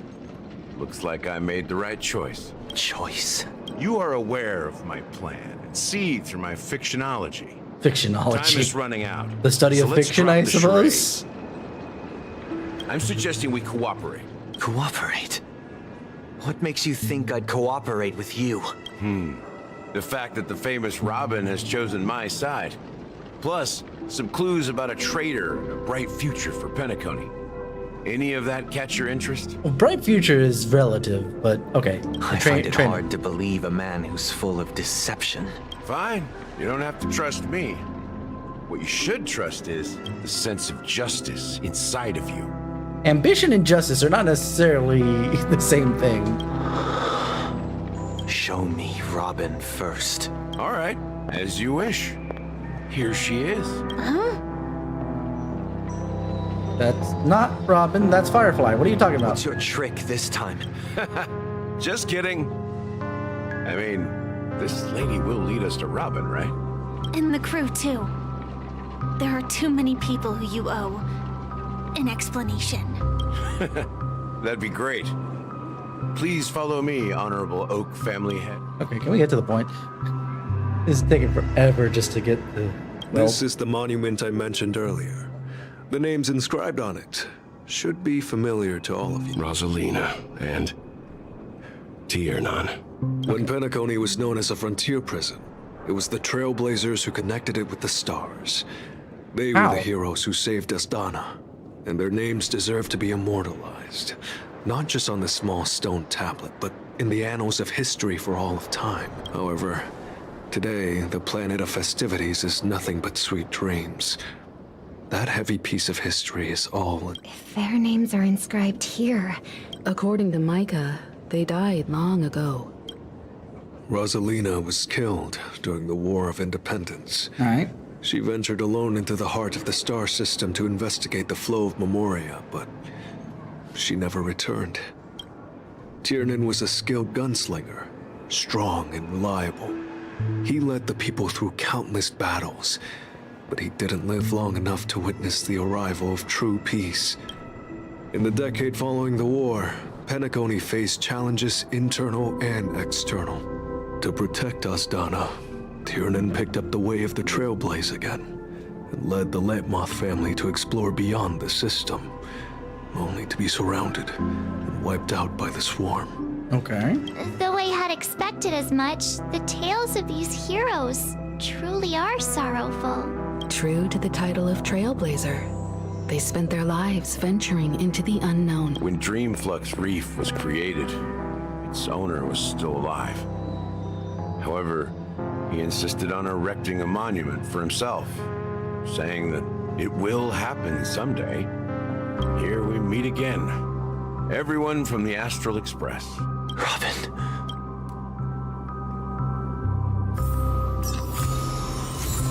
Speedy Hams. Let's see what they're chatting about over there real quick. Brother. There's no need for words. Yeah, that's... You know what? That's fair. I'll take that. Huh. The atmosphere sure is live. I brought Gallagher here. Alright. Talk to me, Gallagher. I promised to Make give things the more interesting, siblings please. privacy. So let's talk about our business first. That sounds sensible enough. Since you went through the trouble of gathering the family head, the crew, and the Stellaron hunters, I'm guessing you... Oh? Is it that obvious? The look on your face is practically screaming, I'm the one behind all this. You're right, Mr. Yang. It is indeed time to come clean on everything. The siblings already know what they need to, and they've made their choice. I assume so. But you, Nameless, arrived a bit late. So before we begin, let me reintroduce myself. I'm the founder of Dreamflux Reef, the deputy of the Watchmaker, and the one who sent out that invitation. As Gallagher, the history fictionologist, I humbly extend my greetings to you all. History fictionologist. Can I get a definition on that real quick? Because fiction and history are diametrically opposed to each other. So... History fictionologist? So what, everything you told us was made up? Well, don't worry. Almost everything I shared was true. Well, Except for the part about the family accepting me back. I double-checked with Micah, and everything he said about the family, the Watchmaker, and Mikhail is true. Thank you for your understanding. Now let's get down to business. I'm sure you're all wondering why I went through the trouble of setting up this battle for the legacy. Inviting different Well, it all boils down to something very... The Stellaron? But how is that possible? Penacony is a free-flowing interstellar hub. There are no signs of contamination whatsoever. You're totally correct. So, care to take a guess at what that means? How about you just tell me? Oh my god. We're not scholars, we're okay, I'll take it back, because honestly, Mr. Yang seems to be very scholarly. But not everybody wants to play your stupid games, Gallagher. Jesus, okay,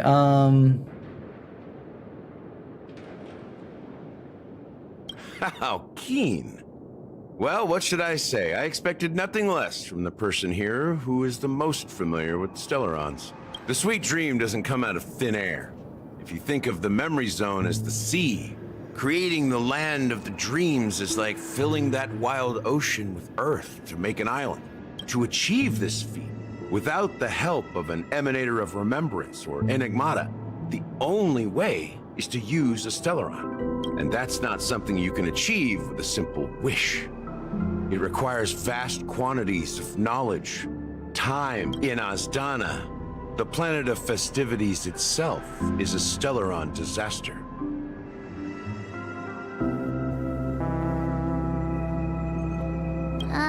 The planet of festivities itself is a Stellaron disaster? It all started a long time ago. Back when the Gallagher's messing with me because he knows that I'm playing the game. Ugh, I hate it. They faced countless challenges as they began building Penacony from the ground up. Can we go back to Boot Hill? I liked him. Using the Stellaron came into play. The Stellaron first entered the Azdana system during the war. The Nameless warned everyone against... He at least was more interesting than this. The folly of attempting to tamper with such a power. And most heeded their words. But the turning point came after Tiernan's death. With two of the Nameless gone, the Watchmaker had to go to the front lines. It was at that moment, as by the time a representative from the Montour Systems family arrived at the Watchmaker's call, the Stellaron had already been activated and was seeping into the primordial synesthesia dreamscape. And I suppose the family happened to possess the knowledge to seal the Stellaron? Not just that. They knew far more about the Stellaron than the average person. They helped Mikhail swiftly quell the civil unrest and played a part in building Penacony under the disguise of the Harmony. Those three eras were known as the Age of Dreaming. The Watchmaker, who had been left in the dark, sent out invitations across the universe, spreading the hype around the land of the dreams. Then, how did they turn against each other? Reasons. Remember the island in the ocean metaphor? The truth is, the Stellaron was never truly sealed. It existed in a different form within the dreamscape. Think about this. What would it cost to create and maintain such a lavish dreamland? It's people's lives. The opulent dream is built upon the decay of spirits, with a toxic elixir called pleasure flowing through the dreamscape. It tempts people to indulge in the dreamscape, and gradually their minds succumb, becoming nourishment for the sweet dream. Confusion, laziness, and cowardice, weaknesses that plague humanity, were magnified and nourished by the family.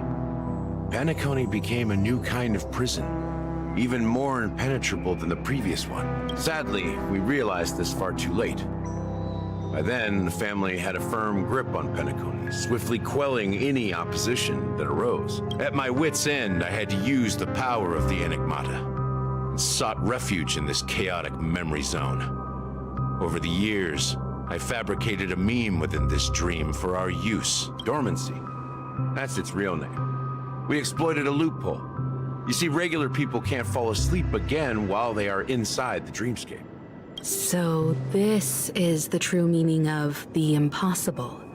You sent out invitations in the Watchmaker's name to find forces capable of resolving the Stellaron disaster and draw them into Penacony to uncover the truth. See, can we just say this from the start? Because, oh my god.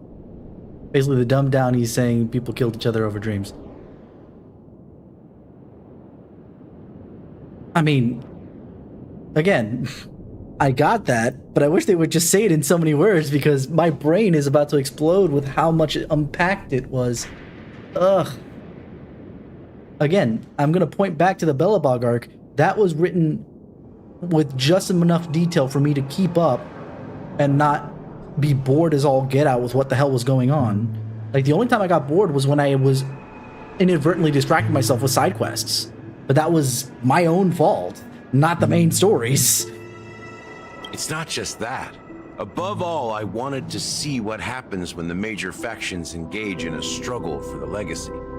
Since this is the Watchmaker's first announcement in decades, the traitor within the family is bound to reveal themselves. So, the legacy is just a facade. If you want to consider the Stellaron as the legacy, I'm totally fine with that. If that's the case... That's a question for Mr. Wings. The Stellaron is still under the family's control, and as the head of the Oak family... Alright. Let's go talk with Mr. Sunday. Are you done talking? So, will you tell us where the Stellaron is? It is the Penacony Grand Theater itself. As I suspected, it's the embodiment of the family. The edifice that first materialized within the Sweet Dream. That's what turned Penacony into its current state. As for the person who employed its power, it is in fact Mr. Gopherwood, the current Dream Master. Which makes sense. Well, that was easier than I thought. Did you conduct your own investigation already? Correct. When I was trying to track down the person who murdered my sister, draw apart there. from you. Correct. Gopherwood was my second suspect. Took forever. Confronting me first turned out to be a smart move on your part. I didn't have other options. The Dream Master has been elusive, and even the heads of the families can hardly get an audience with him. Moreover, Mr. Gopherwood has been kind to my sister and me. And I didn't want it all to end like this. What do you mean by that? To be honest, my brother and I are also victims of the cancer of all worlds. Stellaron. We grew up as orphans, and were adopted by the family when they came to help. Mr. Gopherwood recognized our potential and brought us to Penacony. But I can't just stand by and watch Mr. Gopherwood become an enemy of the Harmony. I won't use my voice to support an evil cause. I won't step on that stage and sing, no matter who the traitor is, or what orders they give me. I won't let the Charmony Festival become an event that destroys Harmony itself, or the paradise in our dreams. Indeed. For the paradise in our dreams. As the head of the Oak family, what was with that camera angle? I'm responsible now I'm starting for to wake ensuring up. Penacony's promising future. Robin and I will head into the Sweet Dream and confront the Dream Master. And if it turns out that the family has truly strayed from the Harmony... Oh, it just occurred to me. Because technically Robin and Sunday had two different takes on the bird. Robin just wanted to set it free, where they're not wholly different takes, but they're different enough. Where Sunday wanted to keep it safe while it healed and then let it go.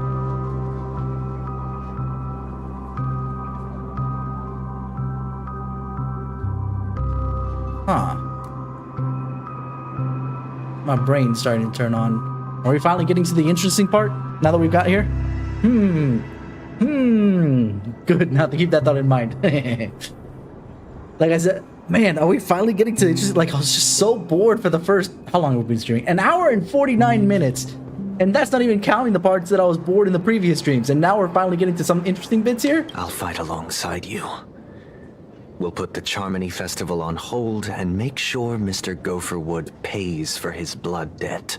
The enemies you are about to face aren't like this old dog here, who can barely even bark.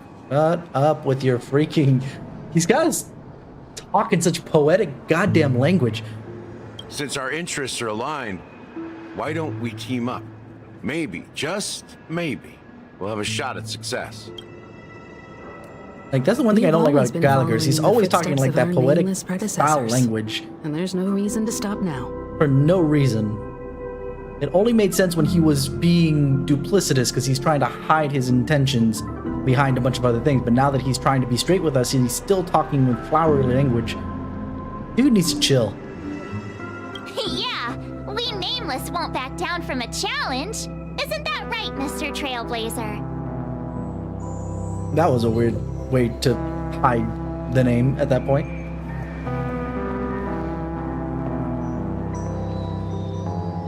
Exactly! It's time for the crew to save the world once more. Rest assured, save the world. Sitting on the sidelines isn't in That's our a nature. terrible Mr. Sunday, Miss don't get me Robin, wrong, I'm it willing makes to sense accompany saying you on time to behalf save the of world. Astral But the thing is that Express. this is sci-fi. We're going across a number of Should help with worlds. negotiations, and could make all the whatever. difference if things get ugly. Thank you, Mr. Yang. Thank you all very much. The Charmony Festival is about to start, and time is against us. But Everyone, actually, let's gather going over back to here. your We thing still saying need to good, make keep that some thought in mind. preparations. That's perfect. Granted, this what was I gonna say? Honkai has a lot more talking head scenes than what Zenless has. Zenless has other options when it comes to telling the story. However, you see stuff like that.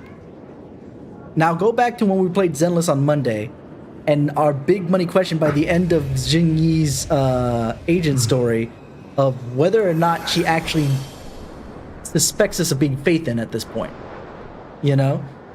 If something like that, a camera move like that had happened during the talking head scene at the end, there would be less doubt. Now, don't get me wrong, having the doubt at this point is actually probably pretty interesting enough, you know? But at the same token, it's like, I love to be able to move the camera. I wish they would move the camera a little bit more often. The Dream Master could be a very dangerous affair. Huh? Even you're saying that, Mr. Yang? He's the leader of the families of Penacony, and he has the entire power of the Harmony behind him. Not to mention the Stellaron in his possession. Maybe you can just stay behind this time, Mr. Yang? Why? No, that won't do. Even if we count Robin as an ally, something felt off about Mr. Sunday just now. Although, I can't quite put my finger on it. I have to make sure he won't turn against us when things start to get dicey. God, why? Why are you This is just a frustration point for me. It's not a bad thing.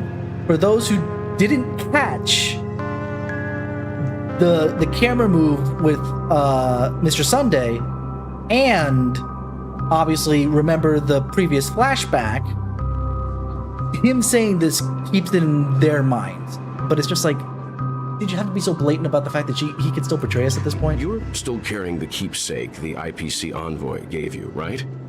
May I? Sure, why not? I knew it. What did he do? As I suspected, this chip Aventurine gave to you is actually a miniature transmitter. If I'm right, he intends to use it to track your location or contact you when needed. As it so happens, this may actually be of some use in the current situation. Killed you in what sense? Aventurine? Is he still alive? And what does he have to do with our mission to confront the Dream Master? Remember what I said earlier? Working with the IPC is a way to keep the family in check. If negotiations go south and the family show their true colors by going after the Stellaron, I'll use this transmitter to send a message to the IPC. It'll be just the opportunity the IPC ambassador was hoping for. The only question mark in all of this is Aventurine's current status. But the IPC is always listening, especially senior strategic investment department. Oh, are you heads kidding like me? him. I've already felt Getting like the message across freaking shouldn't be Penacony a dragged on from the point that Firefly was killed, essentially. Good luck to you, Welt. Well, you take care too. If anything goes wrong, don't worry about me. Just make sure to seal the Stellaron. Spoken like a true hero. Shut up, Gallagher. Even if the Dream Master is innocent, the family's corruption runs deep. I won't make the same mistake Mikhail did. Don't you have something else to tell us, Gallagher? Why would you say so? Before we departed, the conductor asked us to inquire about the three nameless in Penacony. We've already collected intel about Razelina and Tiernan. Yeah, the atmosphere is actually not bad, but I'm is legwork. What always gets me into a story, a game, is the story, and if the story's gonna start dragging, I don't care about most of the rest of whatever's part of the game at that point. If I'm not mistaken, we've already met him somewhere, haven't we? It's not enough to say meet, but the answer is pretty obvious. After all, I've hinted at it in quite an evident way. I've been watching over you ever since I received the reply from the Astral Express. And I've seen the great effort you all put into linking different realms together across the cosmos. I guess it makes sense. Like I said, I just turned, this far my all brain in turned one on piece, when I you got have the little truly hint proven about yourself. what Sunday might be doing, which was like, oh wow, now we got something interesting.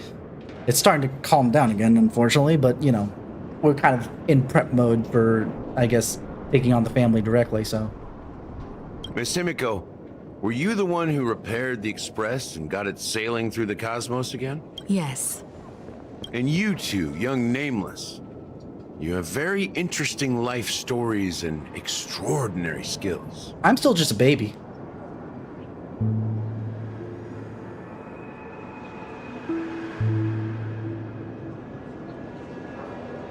What?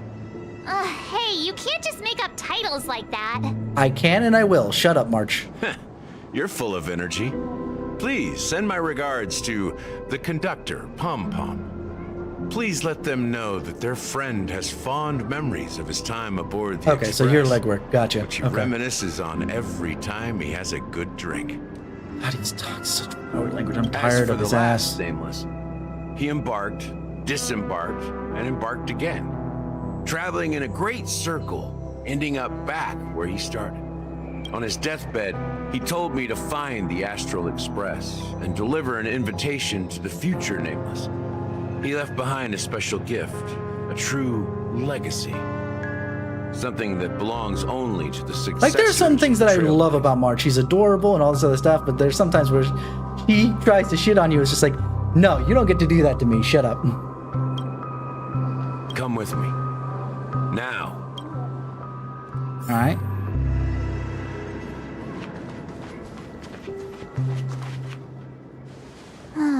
Back here again. Sometimes I feel like you're still alive, old friend. Like you've still got so much to say and do. I've kept my promise. Brought the future trailblazers you've waited so long for. I One don't of these know people why aren't you were so trailblazers, though. obsessed with that train. But I remember your last words. Don't let us down, old man.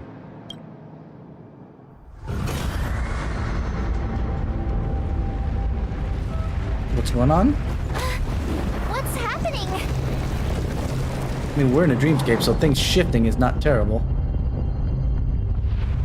In theory.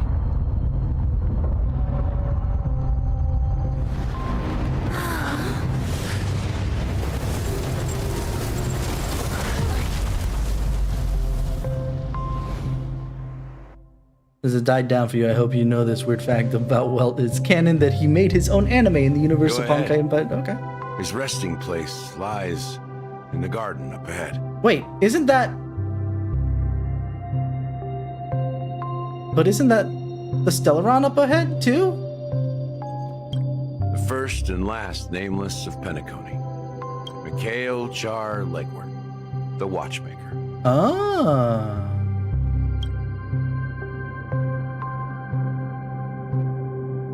Naruhodo.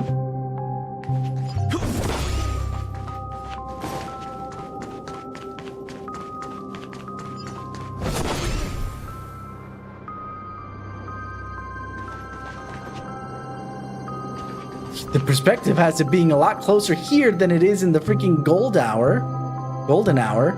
I'll tell you that much.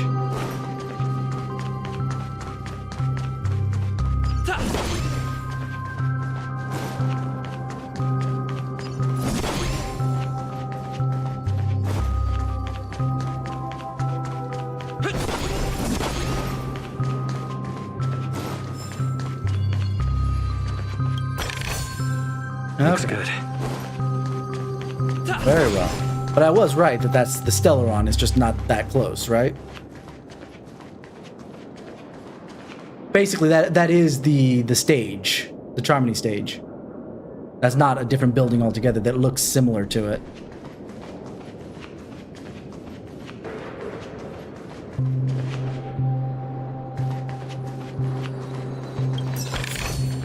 Is that all?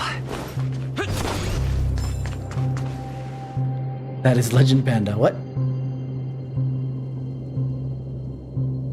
Panda, I didn't know you were a spaceship-looking thing.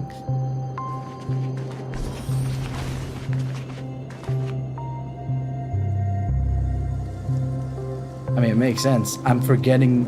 I completely forgot that we were supposed to look for freaking trailblazers. It's been so long.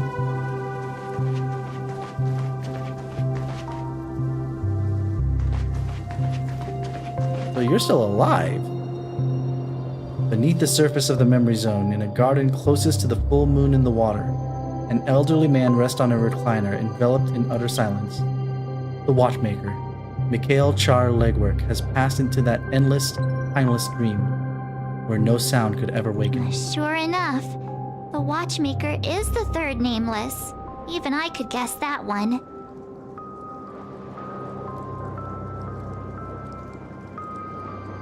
This game.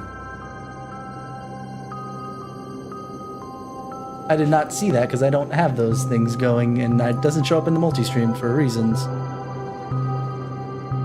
When did you do that? Oh, yeah. Oh, I see, because the multi-stream blocks that stuff, so I don't see it very clearly. All right, let me do that, actually. I will be right back to get some more water out of my bottle emptied out. I have been sipping throughout the day. It's my fault. I need to figure out a way to see that a little bit better. So, standy desk, and I'm gonna go refill my water bottle. And I just sprayed myself with whatever water was in the nozzle of that thing.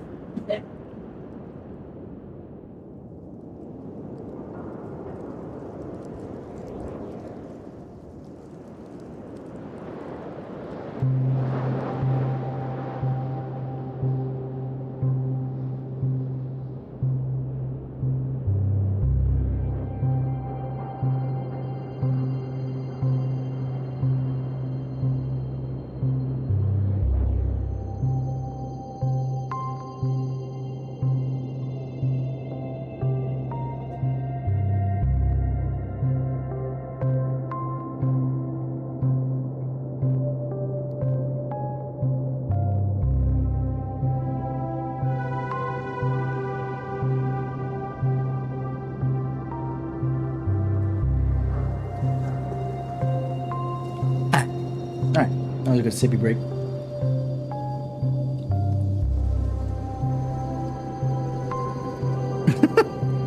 He doesn't look that mummified from dehydration, I'll tell you what. But you want to know what? Here's something else that disappointed me, but this is game development. This isn't story. I see that hat. I know what's going to happen with that hat. You want to know what I loved about the tail end of the freaking Belobog arc? The fact that we got the new version of Trailblazer right when, you know, the climax of that stuff happened. Now, that we get this a little earlier than the climax, fine. I don't care about that part. That's fine. But that they gave that out to everyone when it came out before we got to this point, that's bullshit. No. You need to keep this with the story. Let this happen with the story.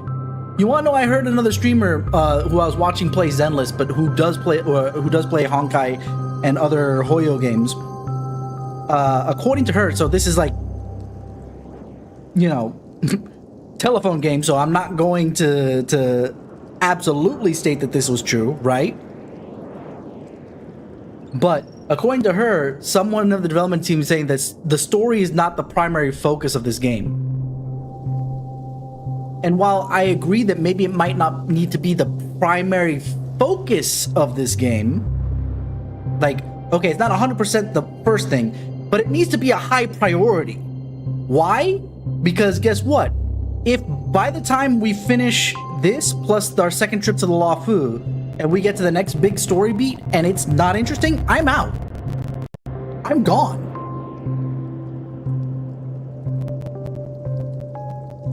Because you need to entertain me with the story. I'm not going to want to spend money on your gacha game to keep pulling if I don't give a shit about your story. And I'm certain that I'm not the only one that's going to feel that way. So while it might not be the highest priority number one, it needs to be a high priority. You got yours at this proper time.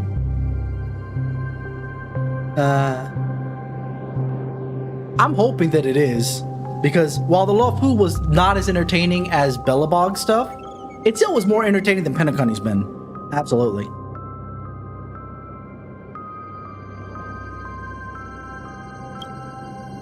The legacy he left behind was a dream bubble.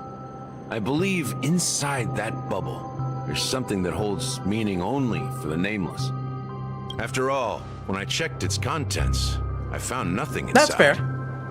Maybe some Trailblaze runes? Even more enigmatic than me. Well, let's have a look. As the words cease, Himeko nods ever so slightly in your direction. You take a deep breath, steady your mind, and turn your gaze towards the Watchmaker. You press your hands against the dream bubble, and the thick, viscous memoria converges under strain and stretches outwards from your fingertips as if weaving a delicate web. It gently cradles your palm.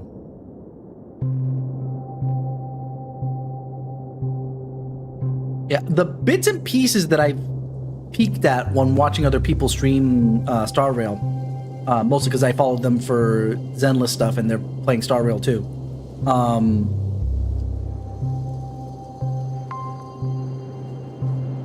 Forgetting who I saw, but either way, it does seem at least a little bit more interesting. Oh no, actually, yeah, I was watching you, Panda. Specifically for this, because I was I saw the Sword Thief in particular. Is what I'm remembering in the back of my head, which, you know, whatever, not a big deal. It seems a lot more interesting. I'm not sure what it's all building to, but yeah.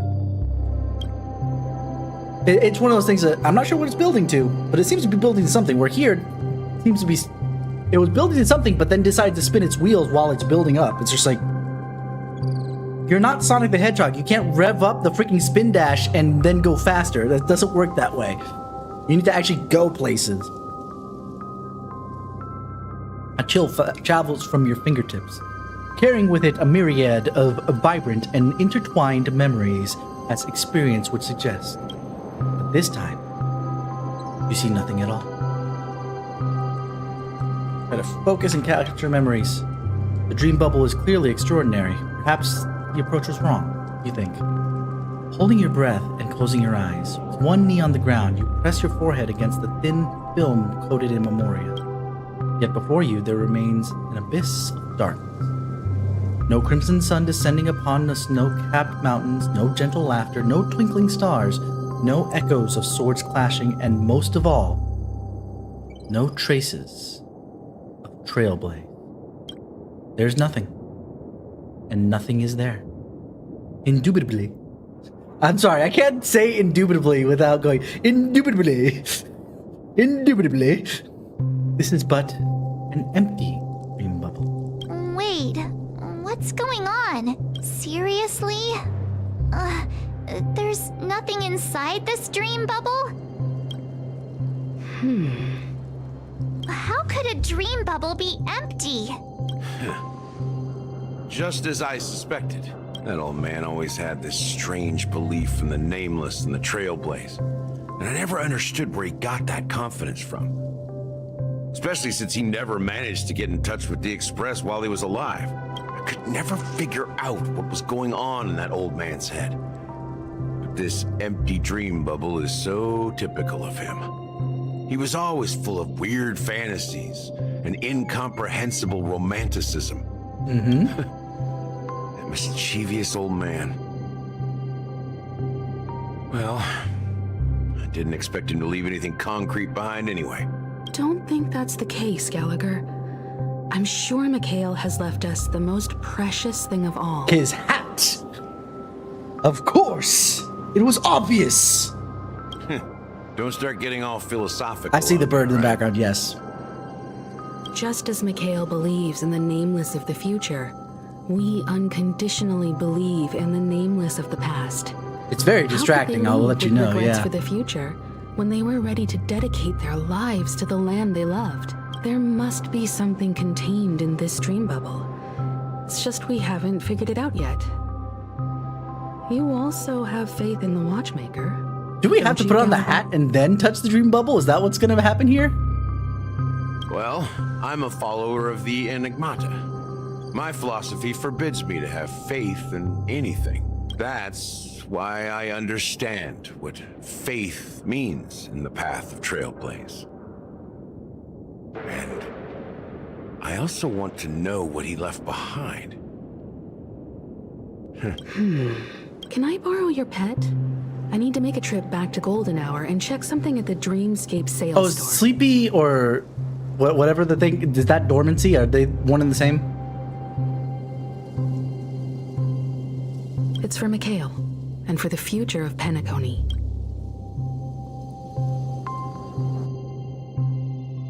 Yay, Boot Hill! Hooray! Things are already looking up. We're gonna get to play as Boot Hill. Welcome to the Reverie Hotel. How may I help you? Okay, then yes. Sleepy, whatever Misha had called them, then yeah, that's dormancy. Okay.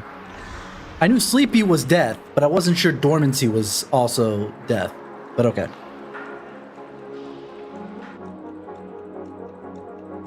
Greetings. We're the Nameless from the Astral Express. One of us is we'd not, like but to we're check lying in. to you. Don't worry about it. The Astral Express? But I thought... Yes, my companion's already checked in. My name is Dan Hung, and I believe my personal information is recorded in your system. How are we gonna get Boot Hill in then? I see, but your companion said you wouldn't be coming due to a change of plans. Now the plans have changed again. And you are... Me? I'm Pom Pom, a new nameless who's also with the Astral Express. He's gonna be masquerading as Pong Pong. Oh my god. Okay, this is already a million times better. Thank you. Thank you for bringing Boot Hill back.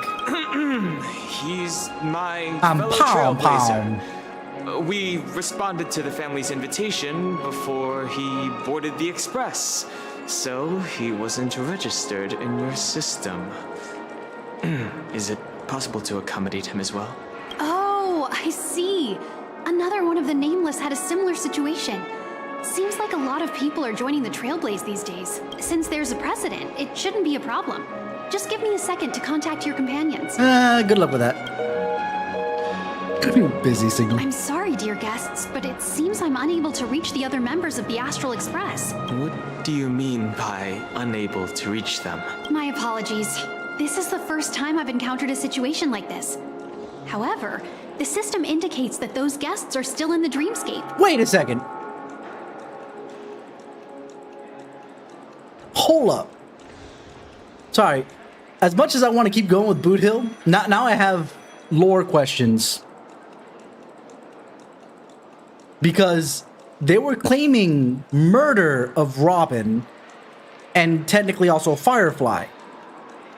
But they could still detect that we're in the dreamscape despite us going through the same process as those two.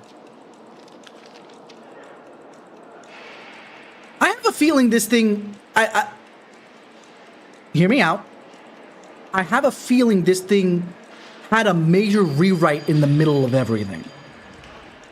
originally they died. But people didn't like that because they liked the characters to some degree.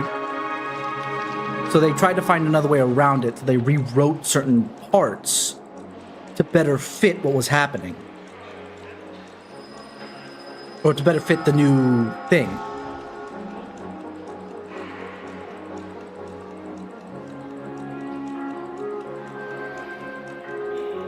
But the thing is that and I might be remembering this badly. I don't put it past myself. When I get bored, I don't remember things very well. But the reason why they claimed that it was murder, actual death inside the dreamscape, was because the body was also dead. Like, basically it was brain death. No, I'm saying that at this... Basically, what I'm getting to is everything up until the fight with Adventuring, I feel, was probably written as is. But then getting from that to the next part, there might have been some rewrites. Is my guess at this point. Because again, they made the direct assumption, or not assumption, the direction of saying, oh yeah, no, Robin's dead. But she's dead in real life too. But you can wake people in the dream?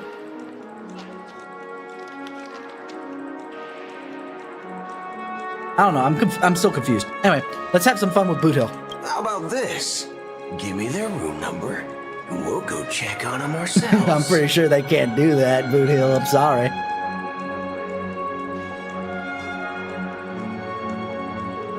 She was dead in the dream because he was still in the dream world when she died. Then how did they know that they were dead?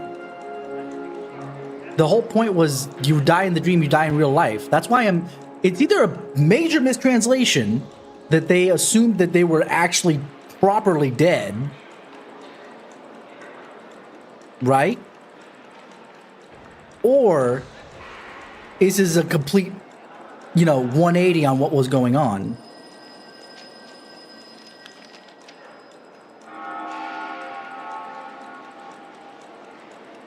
Well, that's what it is now. No, I agree, Chaos Panda. I'm on your side. Now, as they've established since we've gotten to this deeper dream, absolutely. But that's not what they established before. Now, part of it might be because it was a misunderstanding of what was happening, but it seemed to be clear that they died in the dream and thus died in real life.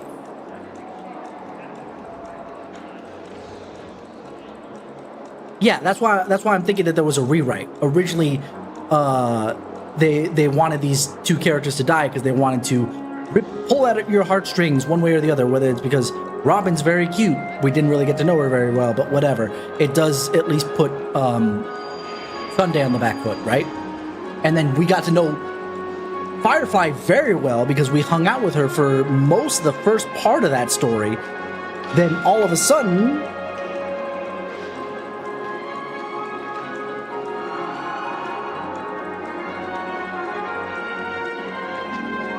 Okay, if it's not a rewrite, then the other thing that I could theorize, and again, I'm just sticking things out there, is that they wrote it... Okay, no. It goes back to something I said earlier, of you did not seed enough information earlier to understand what's going on later. Remember my issue before about they seem to be just saying, oh, but now it's like this. Oh, but now it's like this. But they were writing it from the point of view of a murder mystery. That was kind of the setup, was a murder mystery. And so, great, fun. Let's do a murder mystery. But I have a feeling that when they wrote it from beginning to end and not from end to beginning. i.e., when you write a murder mystery, especially a murder mystery, you write it knowing how the murderer did the murder at the end. And so that helps you start to put like clues and hints for not only the detective, but the reader to follow, right? The person experiencing the story. if they did come up with who's the true person at fault from the start of the writing process, fine. But you did not seed hints enough in the story for the reader to follow along.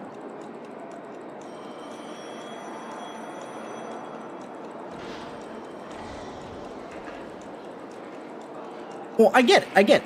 No, I think we're probably talking past each other here, Chaos, because it's my idea is that if they had the idea of from the beginning, whomever is, I guess, the traitor at this point, not necessarily the murderer, because obviously nobody's dead, but the traitor, they didn't start to seed all the little hints of what was going on in the longer part of the story, so that we could be like, oh, of course, that thing means this thing, and oh, now I'm catching up. It's just like, no, here, new reveal. And it's just like, how would I have ever known that this was a thing?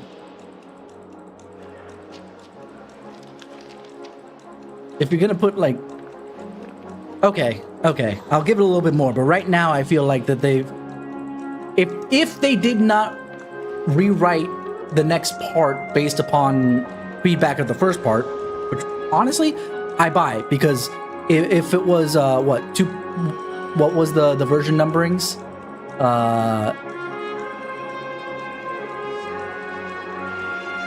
This is what, 2.2 or whatever it is, and the first part was 2.1.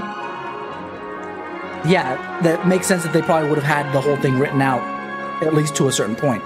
But I still feel like some of this is a little finicky, to say the least. Uh-oh.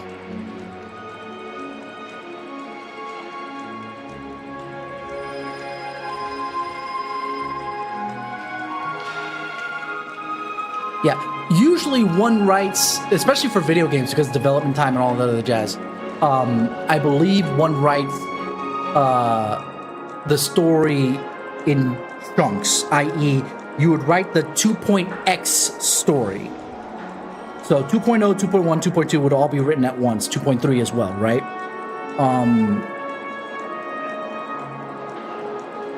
So it does make sense that it hasn't been rewritten. So my issue is specifically with the way it was written, that there's not enough hints so that you can figure this stuff out for yourself, especially if you're putting up a mystery like they were doing. I'm wondering what else there is left to be revealed at this point, other than, you know, what is Sunday's deal at the moment. I'm afraid that's not possible. I need to verify both of your identities before I can share any guest information. How about you just wake up someone? Let's say, Welt? I would have said, you know, Himiko, but you know, whatever. Yeah, I know. I'm sorry, but there are strict rules regarding forced awakening. It cannot be done without the proper clearance. You know, after all that complaining, they just kind of plugged the plot hole I got to.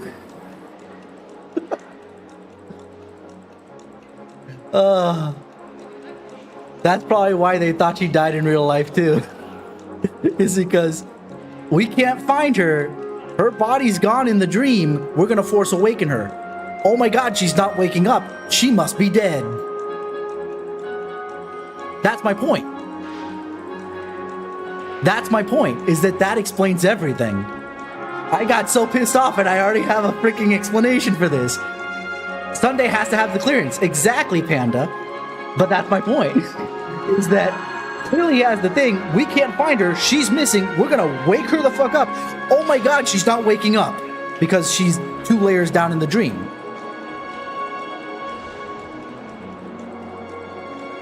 At the very least, it plugs up the plot hole, even if that's not what the characters actually did anything. Because now I'm like, oh, okay. That explains why they thought she was actually dead.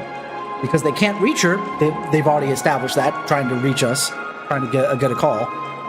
And they can't force wake her up. Okay, now I know that. So nothing works, huh? What's your solution then? Are you saying we sleep here? At the reception? I don't know, Boot Hill. Them couches over there are looking very comfy. Like, I don't know. I know you want to get your stuff done, but maybe you need to take a chill pill. I already came across the galaxy to run into the Astral Express and all, so I'ma think that why don't you just plop your rear end back there and take a chill pill for a moment.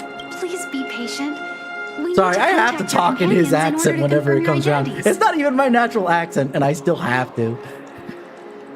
And now it seems you need to confirm our identities before you can contact our companions. So, catch-22. It seems so. Oh, fudge. Look, nothing personal, but if you can't handle this, go find someone else who can, okay? Please calm down, dear guests. I do recall that Mr. Sunday, the old I really family wish I had head, gotten Boot Hill, personally handled this but I issue didn't see earlier. him, so I didn't care about him, you know? Please, wait a moment while I contact him. I don't think she's trying to give us a hard time. She really just doesn't know what to do. I have a bad feeling about this. You tried to contact them on the Express earlier, but they didn't respond. It's one of those things that I don't like pulling for a character I don't know, or at least I don't understand in general. I do that also in Blue Archive for all. I didn't pull on certain characters despite their usefulness to the game just because I didn't know who they were. Because why the hell do I even care to spend my resources or money on trying to pull a character I don't give a shit about? And it's the same thing with Boot Hill. So now I'm kind of disappointed that I can't pull on him until he comes back round again. Just because now it's just like, oh, but he's such a cool character though.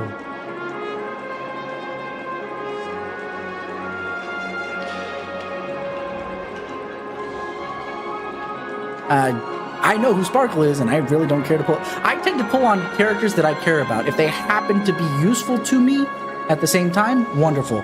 Huakua was the only exception to that rule because I was in desperate need of an abundance character because the only one I had otherwise was Nat. And she was not keeping up, even with the levels I was giving her. I needed something more, and since Huahua was available, I was just like, grab mine, let's go.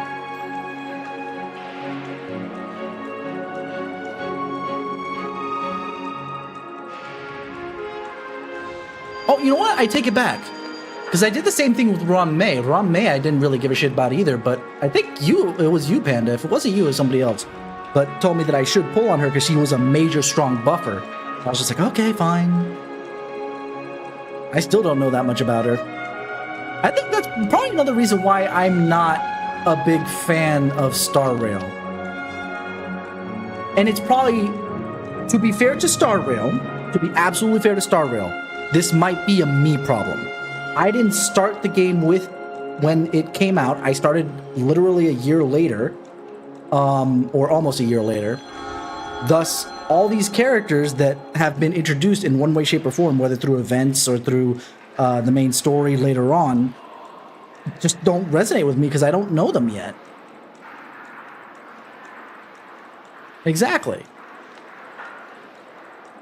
Whereas with Blue Archive, I've gotten to know the majority of them, and they just do a lot of alternate outfits, so it makes it a lot easier. And then I started Zenless at the start, so it's a lot easier for me to go like, Zhu Yuan, mine. Xing Yi, mine. There's such cool cop characters. Oh man, Seth is awesome too. I want to play as Seth. That's why I'm going to be pulling on Jane Doe's banner, because I want Seth. If I get Jane Doe too, wonderful, but I want Seth. That's the whole point.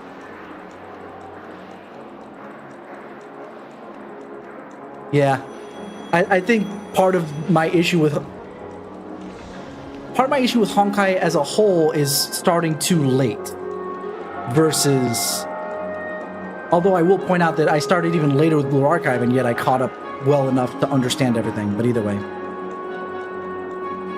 oh, that's the reason why I'm not touching Genshin or Honkai Impact, despite both of them looking relatively interesting. Not Genshin too much. Genshin. Honkai Impact, on the other hand, actually looks kind of interesting, but I don't want to be that far behind.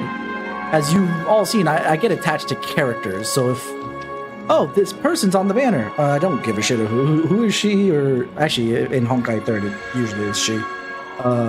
Who is she? I don't give a shit. What does it matter? Oh, but she's really good for team building. I don't care. What is she? You know? Yes, you are insane, Chaos. I don't like doing that personally. I like doing things based on character. And failing that, like, okay, this is a person that just never shows up, then it's by design.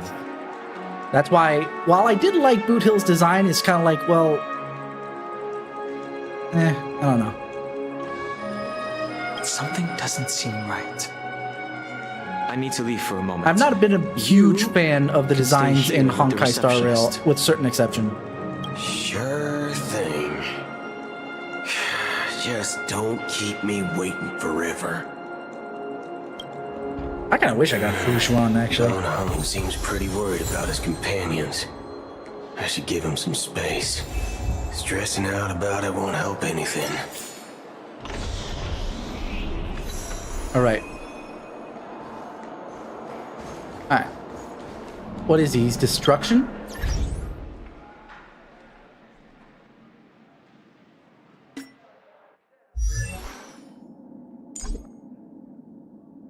I need to know so I can use it appropriately, game.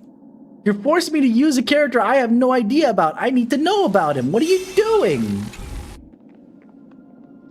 Good lord. Okay. I know the other option is basically to go through here, but it's still kind of frustrating.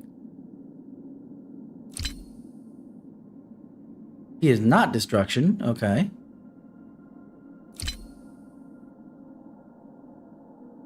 Where's Boot Hill? There he is. He's the hunt. Okay, he's physical hunt.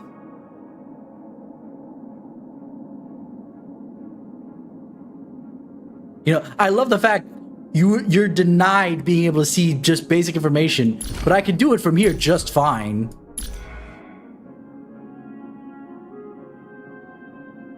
Really?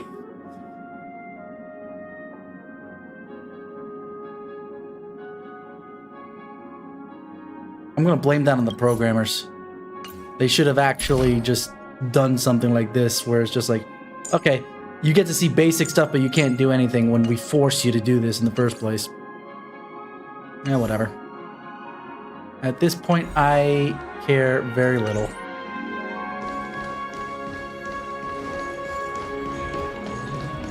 Face recognition failed. Cody! Greetings. I'm Cody of the Bloodhound family, head of security for the hotel. How may I assist you? Yeah, they should. That's the point. Hello. So, there's something I wanted to ask about. I've been hearing some unsettling rumors about certain incidents that might affect the Charmony Festival. Do you think there's anything to be worried about? I've traveled all the way from the Hawaii Federation, and I don't want my trip Hawaii to be ruined. Federation? What? Did I misunderstand that? Hawaii Federation. What do you mean? Aloha means goodbye, baby. Wait, you haven't heard? I'm not sure where you heard those rumors, but they're completely baseless. I can assure you, as a representative of the Bloodhound family, that everything goes smoothly for the Charmony Festival. Mm-hmm. At present, all of their families are focused on making sure the festival starts on time. Even the Dream Master himself has arrived. So don't worry, your trip won't be in vain. That's a relief to hear. Okay, I have to know now. Hold on.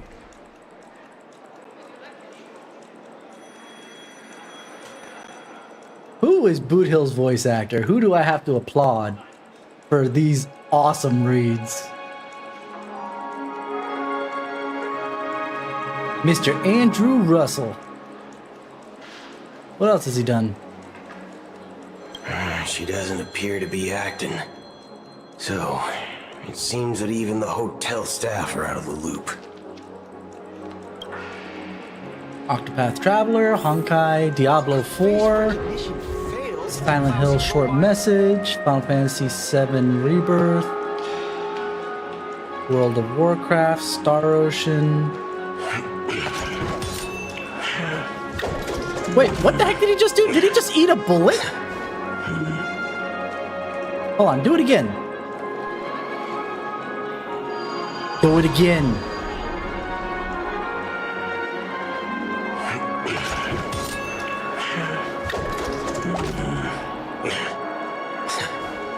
He just hit a bullet. He just ate a freaking bullet. What? Oh, sorry. I'm sorry, Buddha. A fudging bullet. What fudge? Everything here is so tall. The charming I ate a bullet to make more bullets. All right. Hey, you guys here for the Charmony Festival too? Well, I didn't come all the way here specially for the festival. Honestly, I don't really even know what it's about. I want to see if I can at least get through Boot Hill's thing before we finish up today. Well, back in my home world, Anaria, we have festivals like that all the time. My dad threw me a birthday party one time that was just as extravagant as the Charmony Festival. Oh, you silly little peasants. And your not Charmony level, Charmony Festival level birthday parties. Oh, come on. The Charmony Festival is a once-in-an-Amber Era event. How can a birthday party compare? Amber Era? What the? Again, with this. Well, you never know, right? Maybe on her world, birthdays only happen once in Amber Era. Anyway, let's forget about that. She's a leap year baby. Have you heard about the unsettling things happening in the dreamscape? Unsettling things? What could possibly go wrong? But what discerns the edge of an Amber Era? Festival? I've been looking forward to it. So, like, for example, every time I hear era, usually you kind of, it's not discerned by anything except for something happening in general. So I'm thinking of Final Fantasy XIV that has the Umbral and Astral eras and such. But every change of that, it changed. Oh, it is on in action. Okay, fair place. I have no idea who the Amber Lord is. Wait.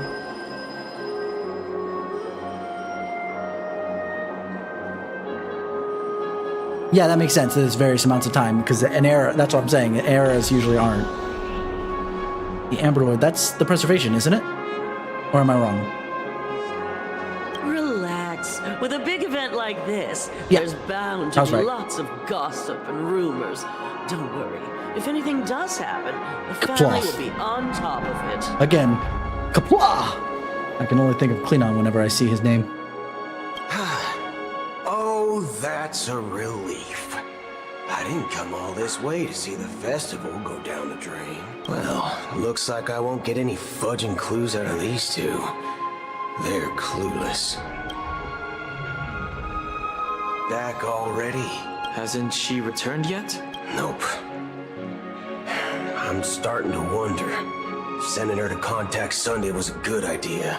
Neither the staff nor the guests seem to know anything about what's happening in the dreamscape, and wherever we go, all we see is people enjoying themselves.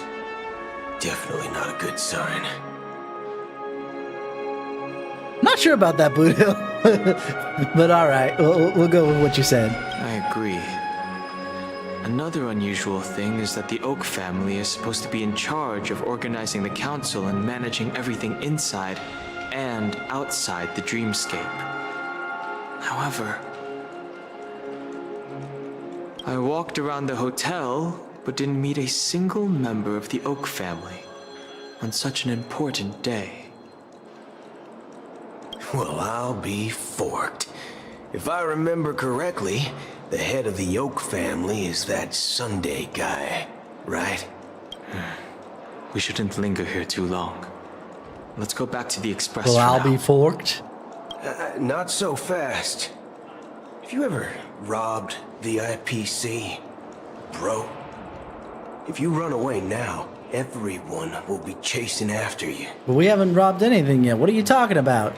Are you suggesting we sit here and do nothing? I wouldn't say do nothing. But let's stay put for now. Even if the family has ulterior motives, they couldn't have anticipated us showing up here. We're the surprise factor for them. They don't want to attract unwanted attention from certain outsiders, so they won't do anything reckless. See? The IPC lackeys are keeping a close eye on this hotel. Can we pan the camera so we can see that? I'd find an official excuse and keep the surprise factors here. If we just wait here, that would be like walking into their trap. Of course, we don't need to walk into their trap. I gave a backup plan to the memo keeper. If it turns out we won't be allowed to enter the dreamscape, she'll order a drink for me in the VIP lounge at the hotel. In reality... Can you contact the memo keeper? A secret signal. That's right. Oh, a concrete object can indeed help the memo keeper establish a connection with you. But Boothill, if you have more backup plans in the future, I hope you'll let me know in advance. No. I'm Absolutely sorry, not. But it's one of my quirks. I have too many unreliable friends. And if I reveal that I have backup plans, things can go awry. And that would leave all backup plans completely useless. I don't know. If you have A, B, C, D backup plans, yeah, sure, it screws over A, B, and C, but you still have D. Not everything screws over every single backup plan, my dude. How do we get into the VIP lounge? This is where my street smarts come into play. This man would get along with Batman. Not sure about that. Right? Mostly because he uses guns. Batman doesn't like that. Yes, I am. How may I assist you? That's fair. We're the Nameless. With enough prep from time, the Batman can Astral beat anybody. Express. We wanted to check in, but there's something wrong with your system. The lady at the front desk said she would contact the manager, but now she's nowhere to be found. Now, we've been waiting here forever, without any food or water. All of What 5 the fork, minutes. man? Oh no! Is this how the family treats its What the guests? fork, man? Is this your idea of street smarts? Starting an altercation? You'd be surprised how much acting like a Karen gets shit you want. That's most of the reason why Karens are so prevalent. It's called standing up for your rights. Right. No,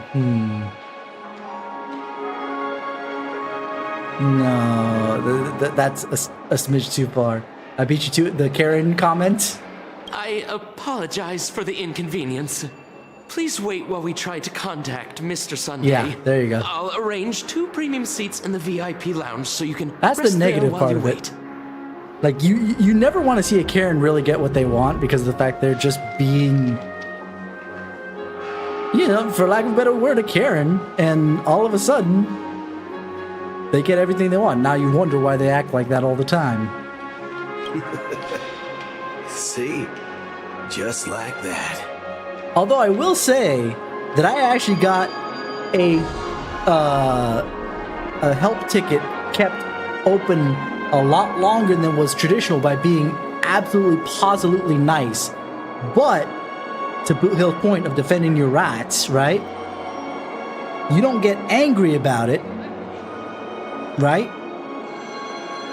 You just sit there and you say, look, I understand that you have your limitations. However, I'm being inconvenienced and I need to get a solution here because otherwise I can't use the product that you're trying to give to me. You know? You're being very emphatic, but you're not being angry and difficult. That gets you more things more often than sitting there like a Karen and saying, you know, excuse me, he asked for no pickles.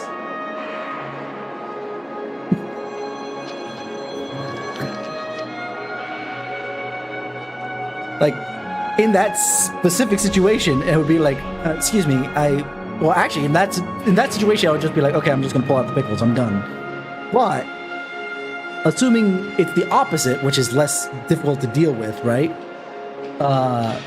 Which is more difficult to deal with, where it's just like, oh, I wanted pickles and there's no pickles. Excuse me, I asked for some pickles. Just ask it, please. Can I get some pickles on my burger? Just don't call yourself nameless next time. Don Hung, you need to loosen up, man. This bar's something else. Certainly worthy of the planet of festivities. One Piece Soul Glad? Shaken? Not. Good evening, gentlemen.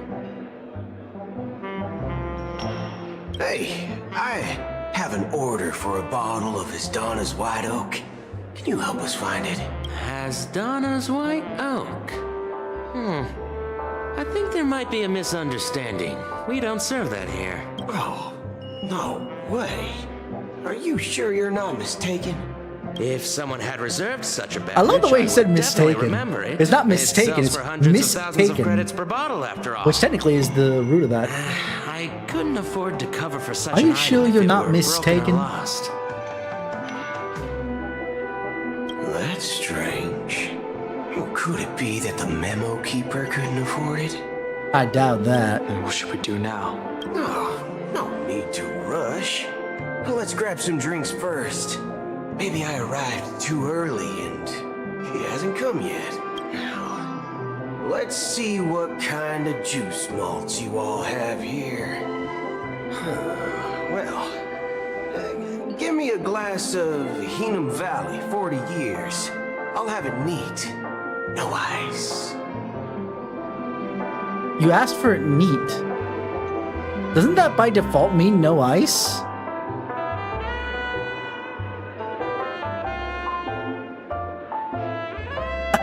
Nah, she wanted to make you forget how much it costs and just pay $5 for it. Yeah, sounds like it. Hold on.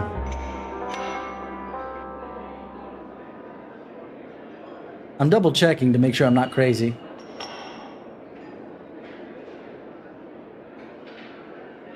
Yep, that's exactly what it is. A neat drink is a single unmixed liquor poured directly into a glass at room temperature. It is served without any ice, water, or mixers, allowing you to savor the pure, unadulterated flavor of the spirit. So... oh, fair. That's fair. This is... while this is a little bit more adult, this is probably rated T for teen at lowest, I would guess. And again, teenagers shouldn't be drinking, so maybe they don't know that neat means no ice by default. Wow, that's the most expensive one on the list.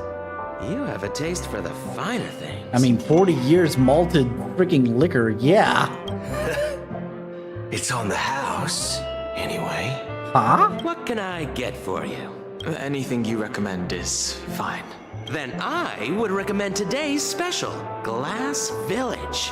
It's classic Soul Glad mixed with Laboon juice. It's refreshing and suits your cool demeanor. Just 1 minute. Don Hung doesn't actually... what's it called? Strike me as a drinker of any variety. I think he would probably more like drink non-alcoholic drinks. That probably is the case. If your family drink on a regular basis, then for sure you would know the terminology around drinking, alcohol of different varieties.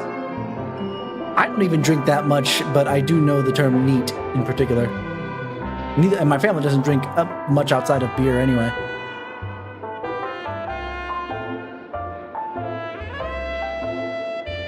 Oh yeah, I think Chaos was talking about it, and basically it's what we did earlier, just on a more permanent basis, right?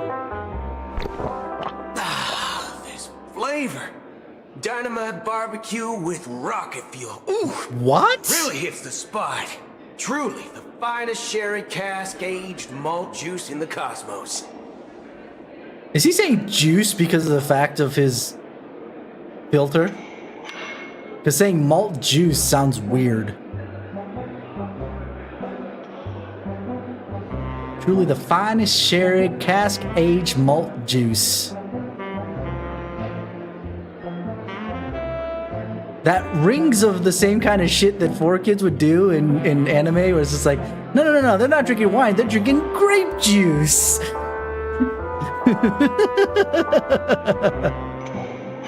Now, don't get me wrong, Dynamite Barbecue with rocket fuel, that if that's the flavor that hits for Boot Hill, assuming that's the flavor that's hitting for Boot Hill and it's not another filter,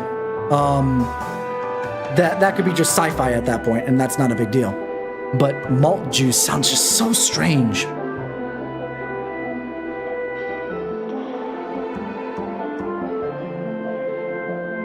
I had a friend that's like that too. He couldn't.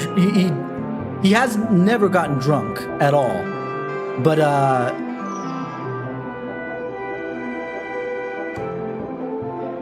I've gotten tipsy, but I usually don't like the feeling of getting too drunk, so I've never been anything more than that. But I had a friend who couldn't get tipsy or even drunk or whatever, so he actually doesn't drink, but he does take part in the Mary Janes.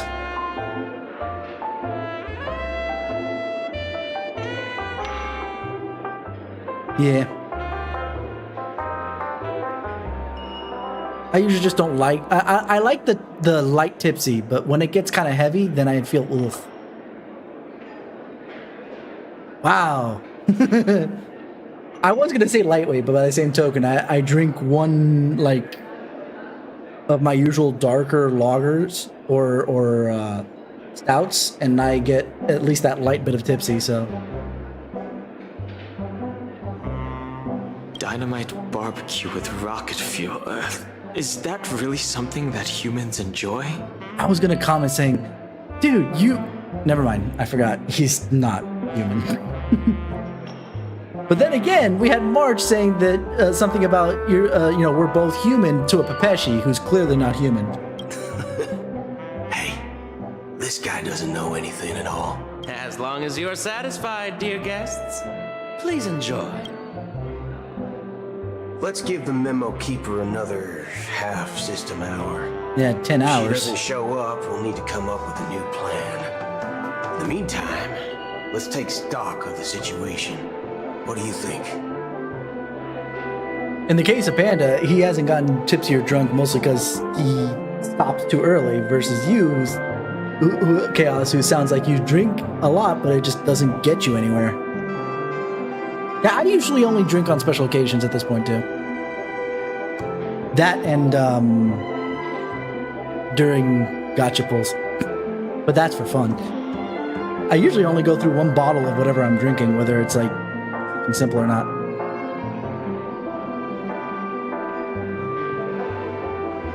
Yeah, I don't like hops too much either. There's very few beers that I like.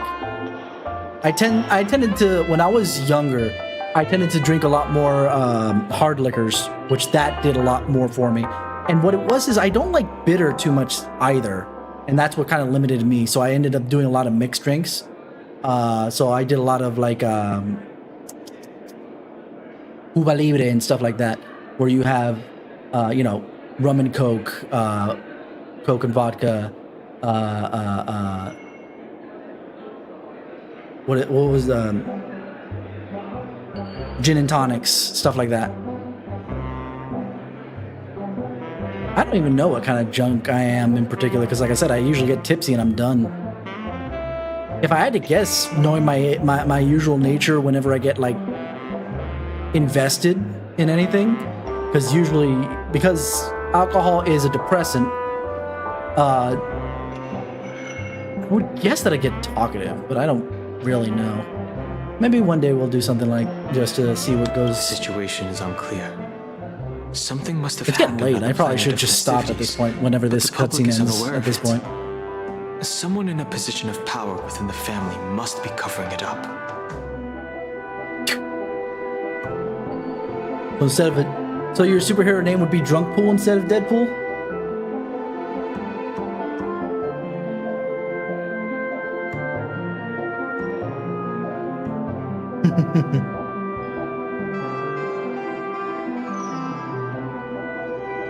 It's unusual for the followers of the Harmony to invite other factions, let alone the IPC and the Masked Fools. If what you said about the Emanator of the Nihility is true, the situation in Penacony is it would be like a deceptive tactic. Drunk? Oh no, the superhero drunk pool. Don't worry, he's always drunk. That's my secret. I'm never drunk.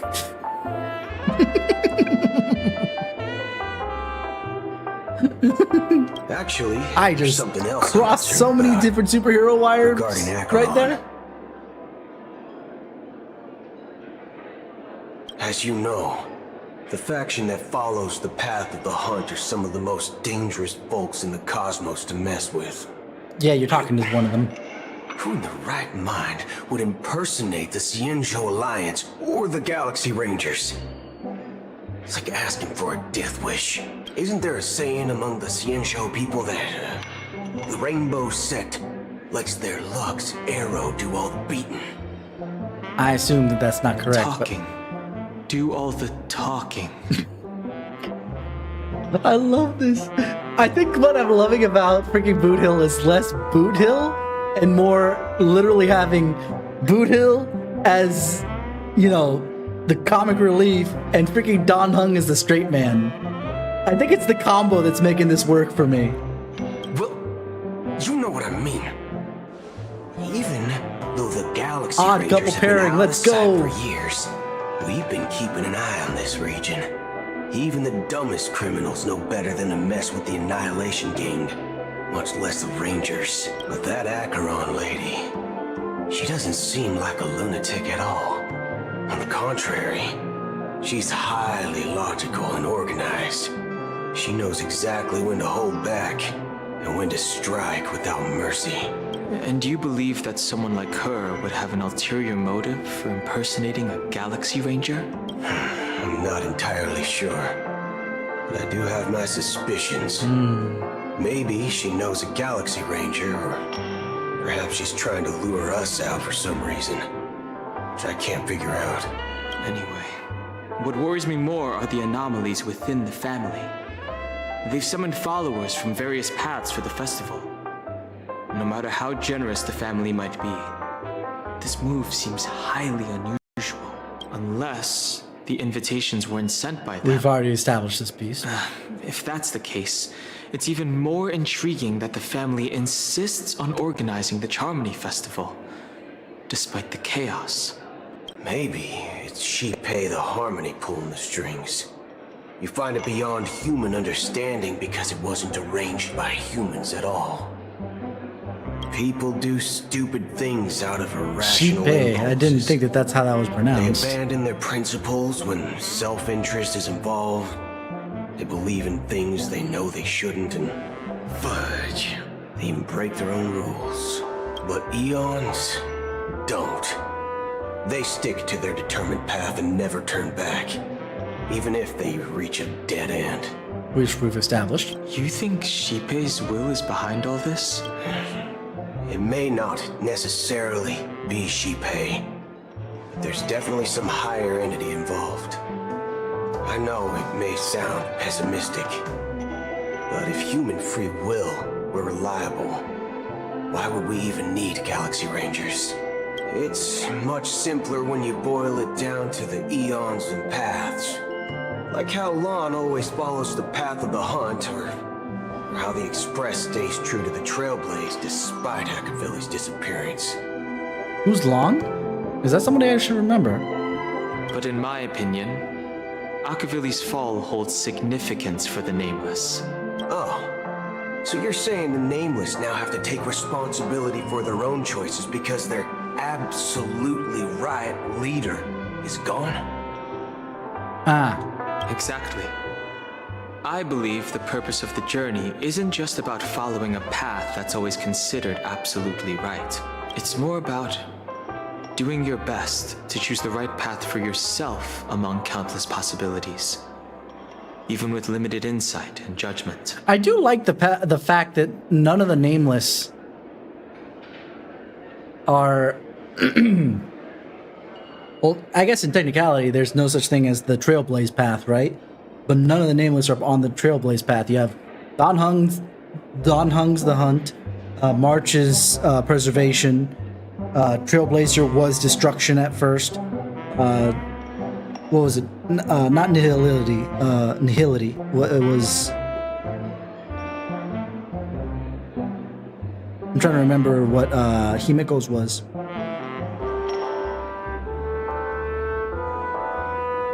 And then I don't know Yang's, but.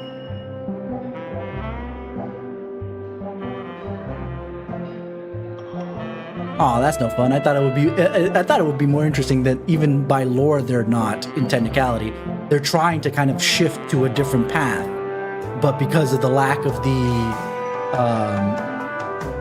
Eon, it makes that they're not able to fully convert or something to that nature. That'd be an interesting little bit of, game mechanics mixing with the lore, but I understand that, sometimes it is game mechanics have to kind of supersede lore bits. I don't know what you've been through, but I agree that people must take responsibility for their choices, because no one else can do it for them. That's why the Galaxy Rangers need to uncover the imposter and figure out her true intentions. Just in case. I have a backup plan if the Memo Keeper doesn't show up. This is my final backup plan. I promise. You sure have a lot of cards up your sleeve. I was gonna say he doesn't have sleeves, but then I realized, yeah, he does. Be a lot harder to pull cards out of those sleeves without being noticed, but Well, going back to my old career would make things a lot easier. By the way, when you were walking around the hotel, did you happen to see any important looking guests? We kind of just teleported here, so no. What's your plan? It's simple. We just grab some hostages and use them as This is such a bargaining chips with the heck of a family. fucking backup plan. Maybe we can even take their... No need for that. We'll return to the Express now. Dude, chill. Wait. Are you getting scared? Draw your weapon. Let's make a big scene. Are you leaving, esteemed guests? Would you like to cancel that as Donna's White Oak you just ordered? Hold on. You couldn't have just gotten a different NPC, because this guy should have absolutely remembered that this guy asked for the Asdana White Oak and was like, we don't have that. I'm so... whatever. Huh? As Donna's White Oak? But didn't you just say... Thank you, Boot Hill. Looks like you are a bit intoxicated, esteemed guests. You ordered a bottle of Asdana's White Oak just a moment ago. Looks like your Memo Keeper friend has finally arrived. Oh, right. Sorry, my memory's not the best. Too many modifications and all. Uh-huh. Anyway, let me check. Well, fork me. It says Donna's White Oak, all right. And there's a note.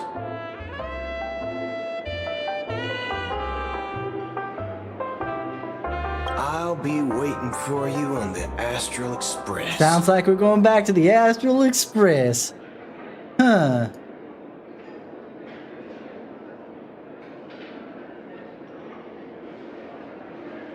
No mistake. That's her message to you. She knew the hotel wasn't safe, so she suggested we find another place. Well, looks like we took a detour, but now it's back to the Astral Express. All right. Let's do it. You're back? 2 guests just boarded saying they were looking for Boot Hill, so I told them to wait in the parlor car. Aren't we already in the parlor car? Am I confused? Oh, just in time. Yeah, also 2? 2 guests?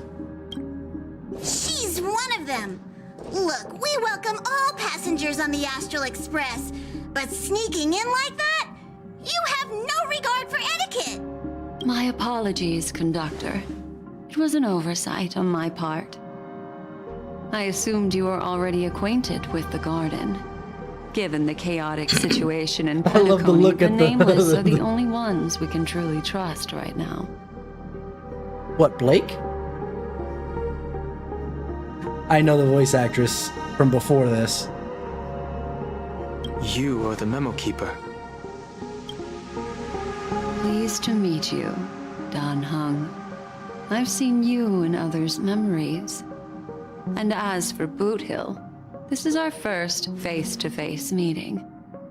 I hope you enjoyed that bottle of Astana's White Oak. You sure have a refined taste. Finally, Memo Keeper. Well, let's cut to the chase. Spill everything you know. We still haven't established there was 2 people who came on, and we only have freaking Black Swan here. That's precisely what I intend to do. But before that, please allow me to introduce myself. My It's her name is Black Swan. Oh, Acheron and came in. I serve the Okay. Garden of Recollection as a memo keeper. As for Acheron's story, Yeah, what it is, I think it's because she enunciates all the consonants very clearly, where normally, especially in American English, you don't speak that much with that much emphasis on those consonants. But if you were to make a concerted effort to really cross those T's very clearly, it becomes a little more refined sounding. And hit those D's as well. I'm sure she knows it better than I do. Greetings. I'm Acheron. What? You Garden of Recollection shirtbag! You betrayed me! I read it as the actual curse word when I read the text, and then I realized once he said it out loud, I was just like, oh, okay, shirt bag, okay, gotcha. I apologize, but she did that at my request. Due to certain reasons, I have been exiled by the family. Thankfully, this memo keeper came to my aid and helped me escape their surveillance unnoticed. To be honest, it was more like stalking than helping. Yeah, even the K's are hit And the pretty hard. process was far from unnoticed. But we did escape. And that's something we need to watch also, Panda. Probably Yumi, Wivy, and whoever else wants to join. Rewatch Ruby, because that's actually a fun series, and Black Swan's voice actress is actually in there as one of the main characters. I asked her to guide me to a place beyond Not as the much of a family's mommy reach voice, 'cause and she's supposed to be contact a few younger, but- trustworthy individuals. That's true. You and your purple women, that's fair. Mm-hmm. Trustworthy? Son of a nice lady. You think I'm dumb or something? Son of a nice lady. You think I'm dumb or something? How about this? I'll put a few bullet holes in your head and see what secrets spill out. Then, we can talk about trust. It doesn't have to be like that. I'm willing to answer all your questions, but not right now. If my cover hadn't been blown, we might have had more time, but at the moment, we don't have any other options. Not a motherfucking JoJo pose. Motherforking JoJo pose he's pulling out right now. He's all kind of off balance trying to shoot that gun. No other options? What do you mean? This is the only way I can ensure everyone's safety. I kindly request an immediate warp jump out of the Astana star system. Wait, what? Huh? So we're talking about leaving the others behind? Passenger is requesting. As far as I can tell, she's not a threat and seems to be telling the truth. Uh-huh. I've briefly traveled with your companions and know their whereabouts, Don Hung. Please rest assured, your nameless companions are safe, but they need our help. As for Boot Hill, you may have guessed. I've been waiting for you. Galaxy Rangers are known for their elusive nature and limited contact with each I other. like the way this the was the lean only looks way I at could this reach angle, out to honestly. Or that angle. That actually looked really cool there. Only by doing this can I find a true Galaxy Ranger. and fulfill a long-standing promise. To return his relics to their rightful owner. Someone once told me that every rainfall is like a gift from the heavens, a sign of their mercy upon the world. Raindrops are said to be the tears of the gods, shed in response to the sorrows of the world. Their constant pouring is a reminder that the gods haven't abandoned us yet. So, is that... How long has this rain been going on for?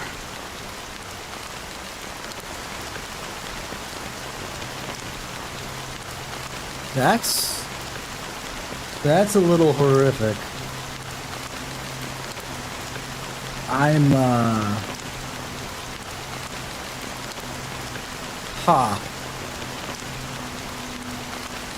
The hands reaching out of the ocean is... I used to believe, just like you, that it would eventually stop. Years and decades passed. And in the end, such hope. Fate looks like the god you mentioned doesn't exist after all. As he spoke, the old man's gaze remained fixed on the distance. Amid the fine drizzle of black rain, countless shadowy hands emerged from the sea. So they aren't just metaphor, okay. Enshrouded by an ethereal mist, reaching out towards the sky one by one. Mortals who walk the paths are like sailors on a vast ocean. And for some, their presence lead like sin-thirsters. Sin-thirsters, the obsessions of the Pathstriders. They emerge from the depths of IX, seeing themselves as masters of their own destiny. Unknowingly repeated the actions of their past lives. They emerge from the nihility and head toward it, leading purposely were once my dear companions. Are you watching over them? Watching over them? No. It was a brutal war. A crusade that shook the universe. The unwavering determination of the Hunt followers persists even in death. So, as for me, But you know, these sin-thirsters... Does this seem... Will some tasks have to be done? I can help you. For what? For the meaning of the nihility. That's what I've been seeking. I see. After all, this realm is off limits to ordinary souls, right? I'm reading at least. I'm not truly getting, because this is a conversation that's not really relevant to what's going on at the moment. And before we part ways, I have honestly, it's again speaking with so much flowery It is true that their actions and rather than even their speaking entire straight lives out. may seem pointless from our perspective. But if this is what the departed ones expected, should we try to change it? A good question. And the proof what I do know is that one day I too will pass. Someone will stand at my grave. I got a woman that'll put roses on my grave.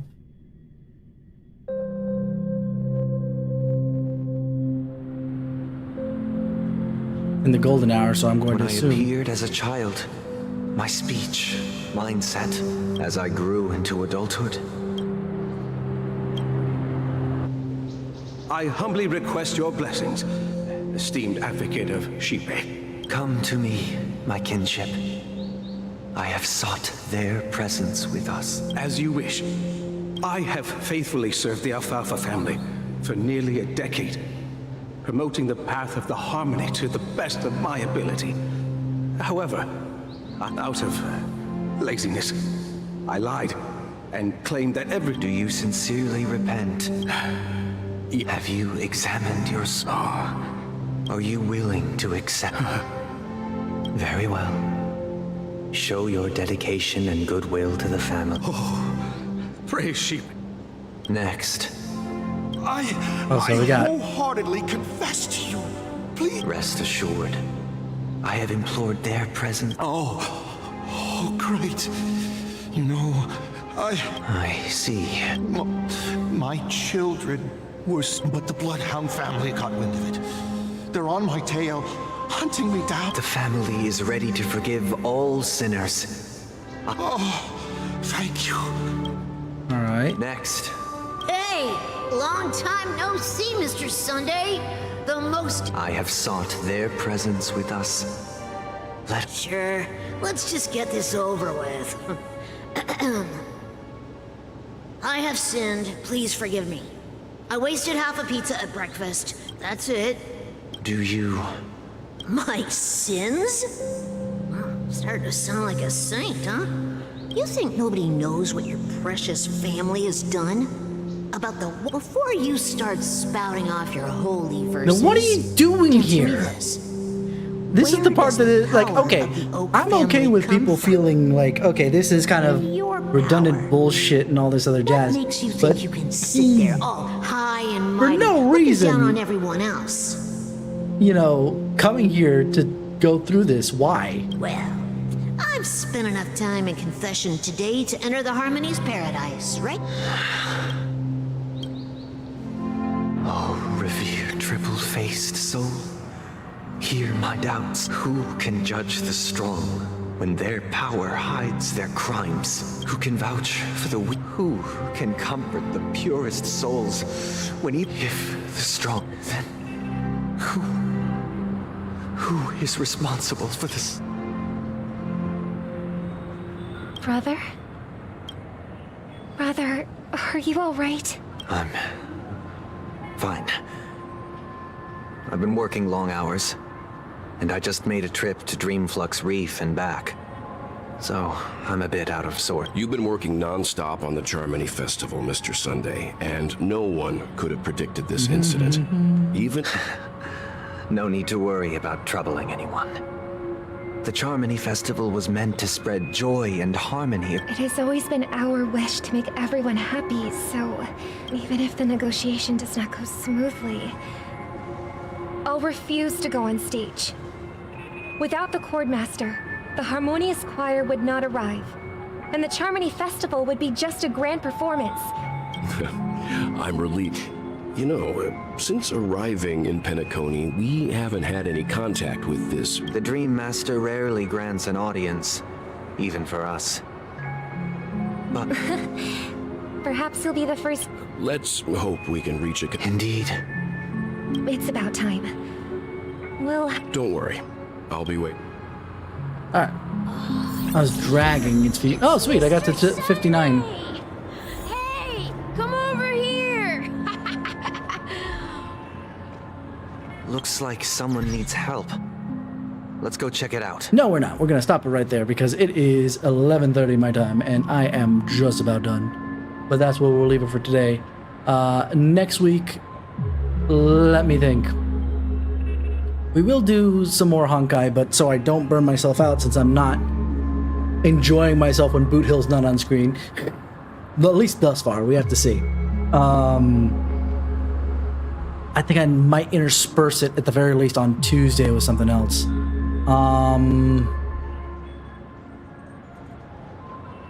I'll take a look at my game stuff. But yeah, Monday we'll come back to Star Rail just because I really should push forward. I don't have Zenless. I don't have Blue Archive to kind of fill gaps. But I won't, you know. I did it in Zenless because it was new and interesting and all this other jazz, but I'm so far behind here, and yeah. Either way. So Monday we'll do more Honkai, Tuesday we'll do something, I'll figure it out, and Wednesday will be dependent on how I feel. But yeah. And also, soon we're going to be changing up the schedule because the bowling season ended last week for the summer, so we got the new one coming in this in a couple weeks, and that's going to be moving it to Tuesday again. So we're going to be doing Monday, Wednesday, Thursday, I believe. We'll have to just double check as we go along. But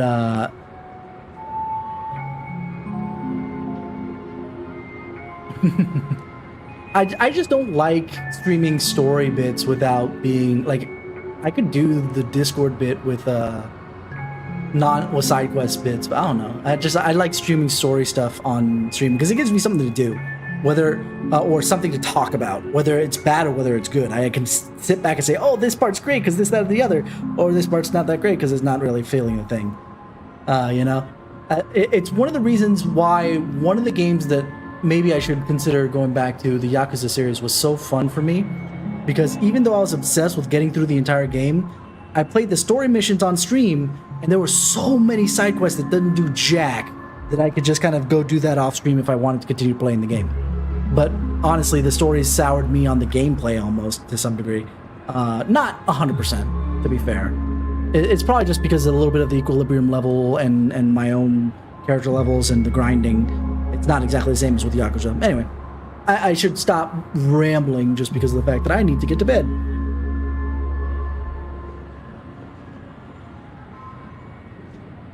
Alrighty, thank you guys for hanging out with me. You've all been 10 out of 10 with me, and I will see you guys come Monday for more Honkai. At least I'll have enough of a break to not break my brain over it.